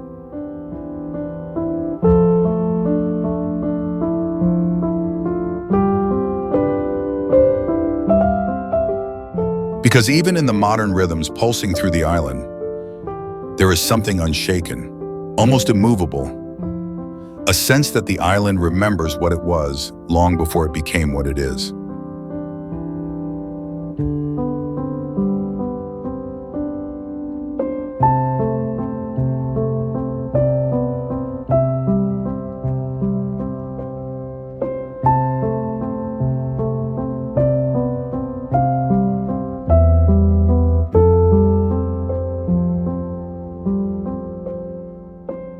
Stand at the top of the old city wall. Look out across the port, and you begin to understand. This island has always attracted energy, not just from people, but from something deeper.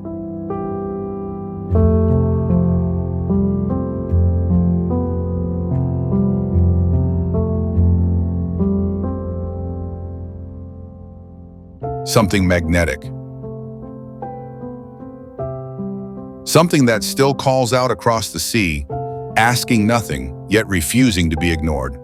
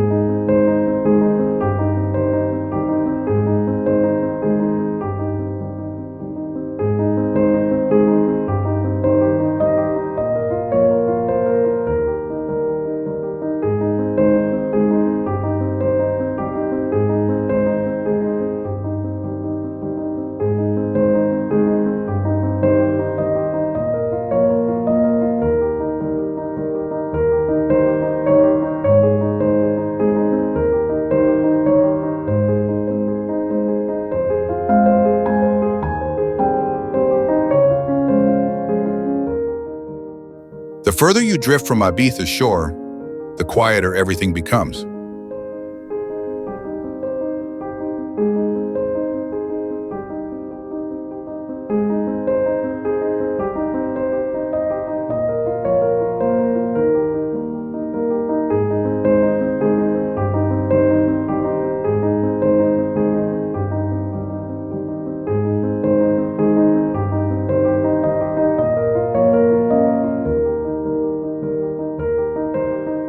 The music fades and even the wind seems to hesitate.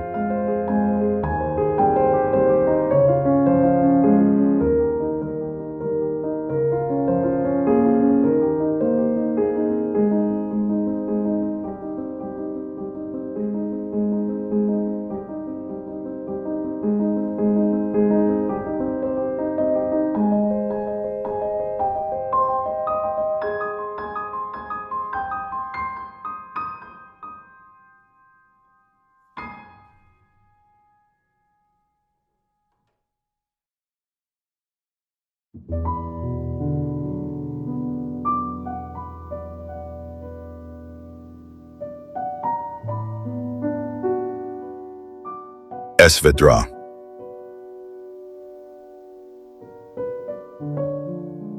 A limestone monolith rising straight out of the sea, bare, jagged, and defiant, like the tip of some great sunken creature that's still breathing beneath the surface.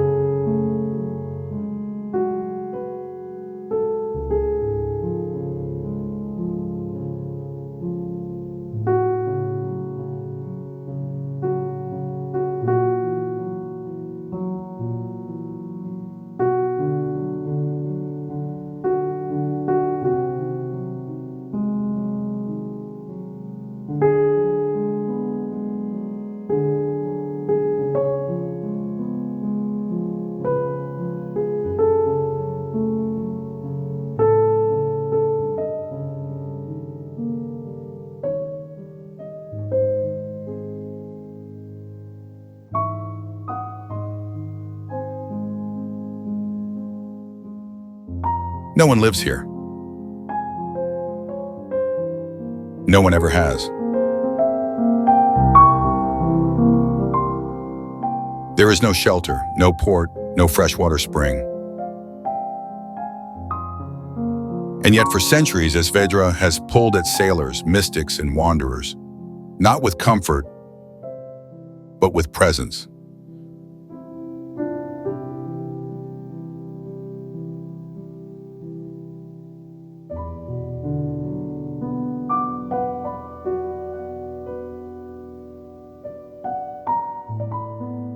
Legends surround it like mist.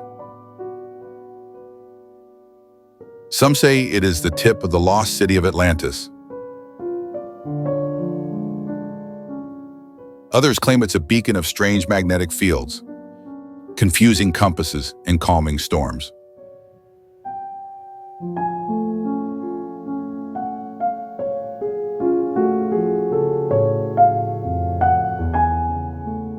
Even the Phoenicians believed this was sacred ground, dedicated to Tanit, the same goddess who once ruled over Ibiza in silence and flame.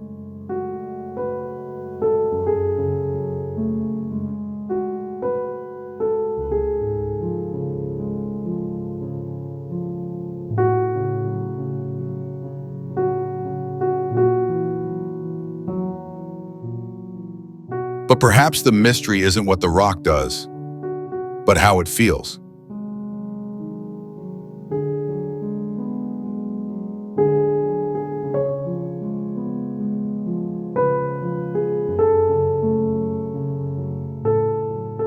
Because to see Esvedra from the sea, especially at dusk, is to feel as if the world has paused for something unspoken.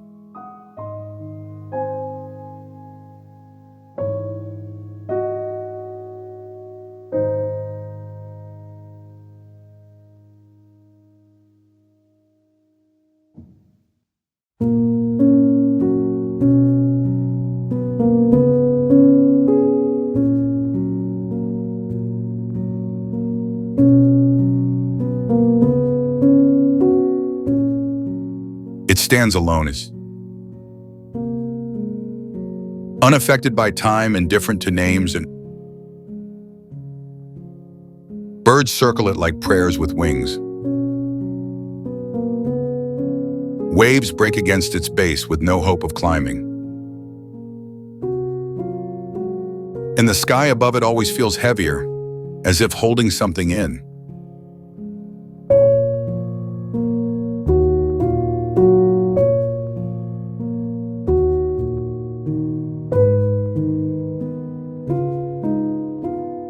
You can't land here easily. You're not meant to. This is not a destination. It's a reminder.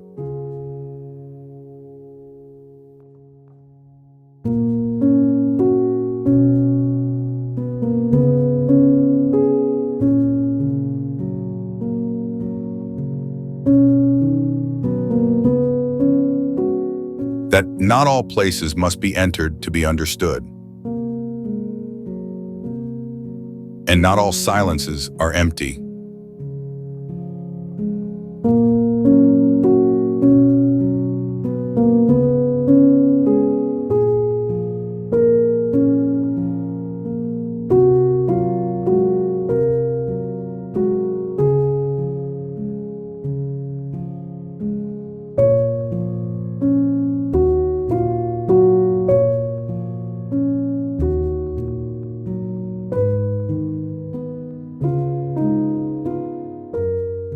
As the sun begins to fall, people gather along the rocks, some sitting, some standing, all facing the same direction, as if drawn by instinct.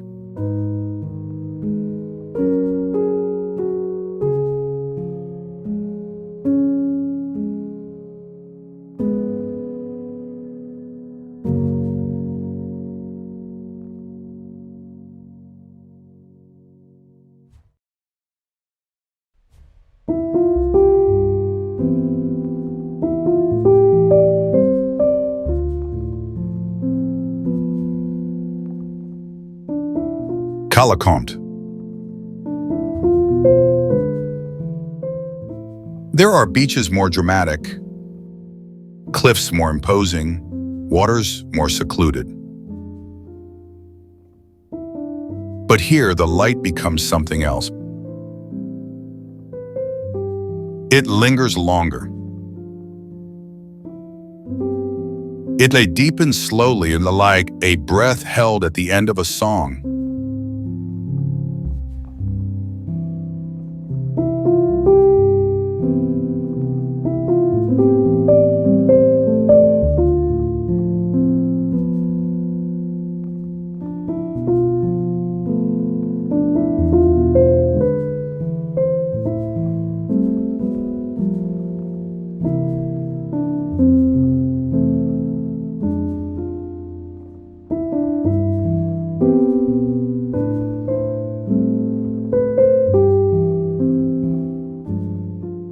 Across the water, small islands drift like thoughts not yet spoken. The waves turn soft, almost hesitant. And in that final hour before night, the sea reflects not just the soaring, but something quieter, something inside.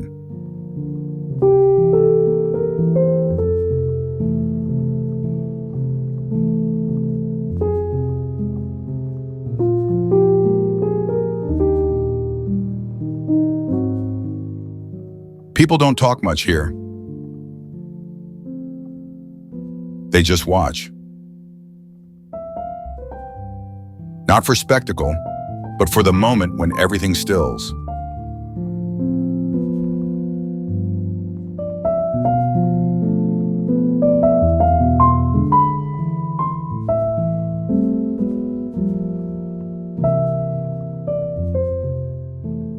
When the colors stop changing. When time seems to fold in on itself. No one ever claps. No one needs to.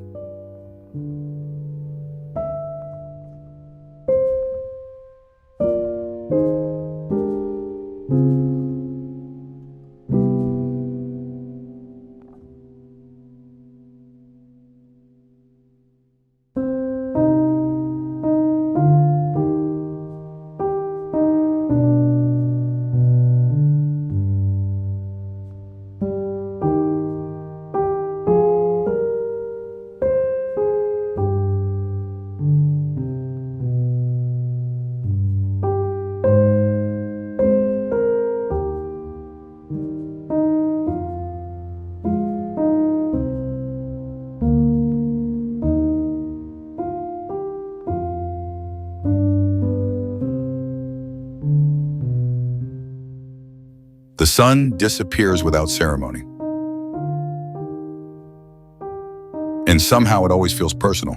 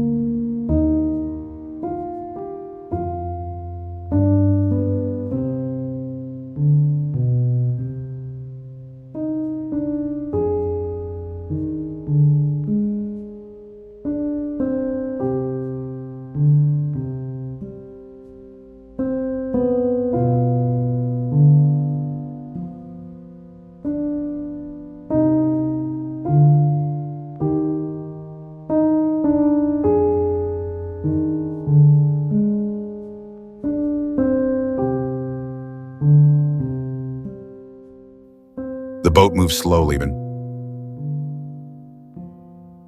the sea flattens.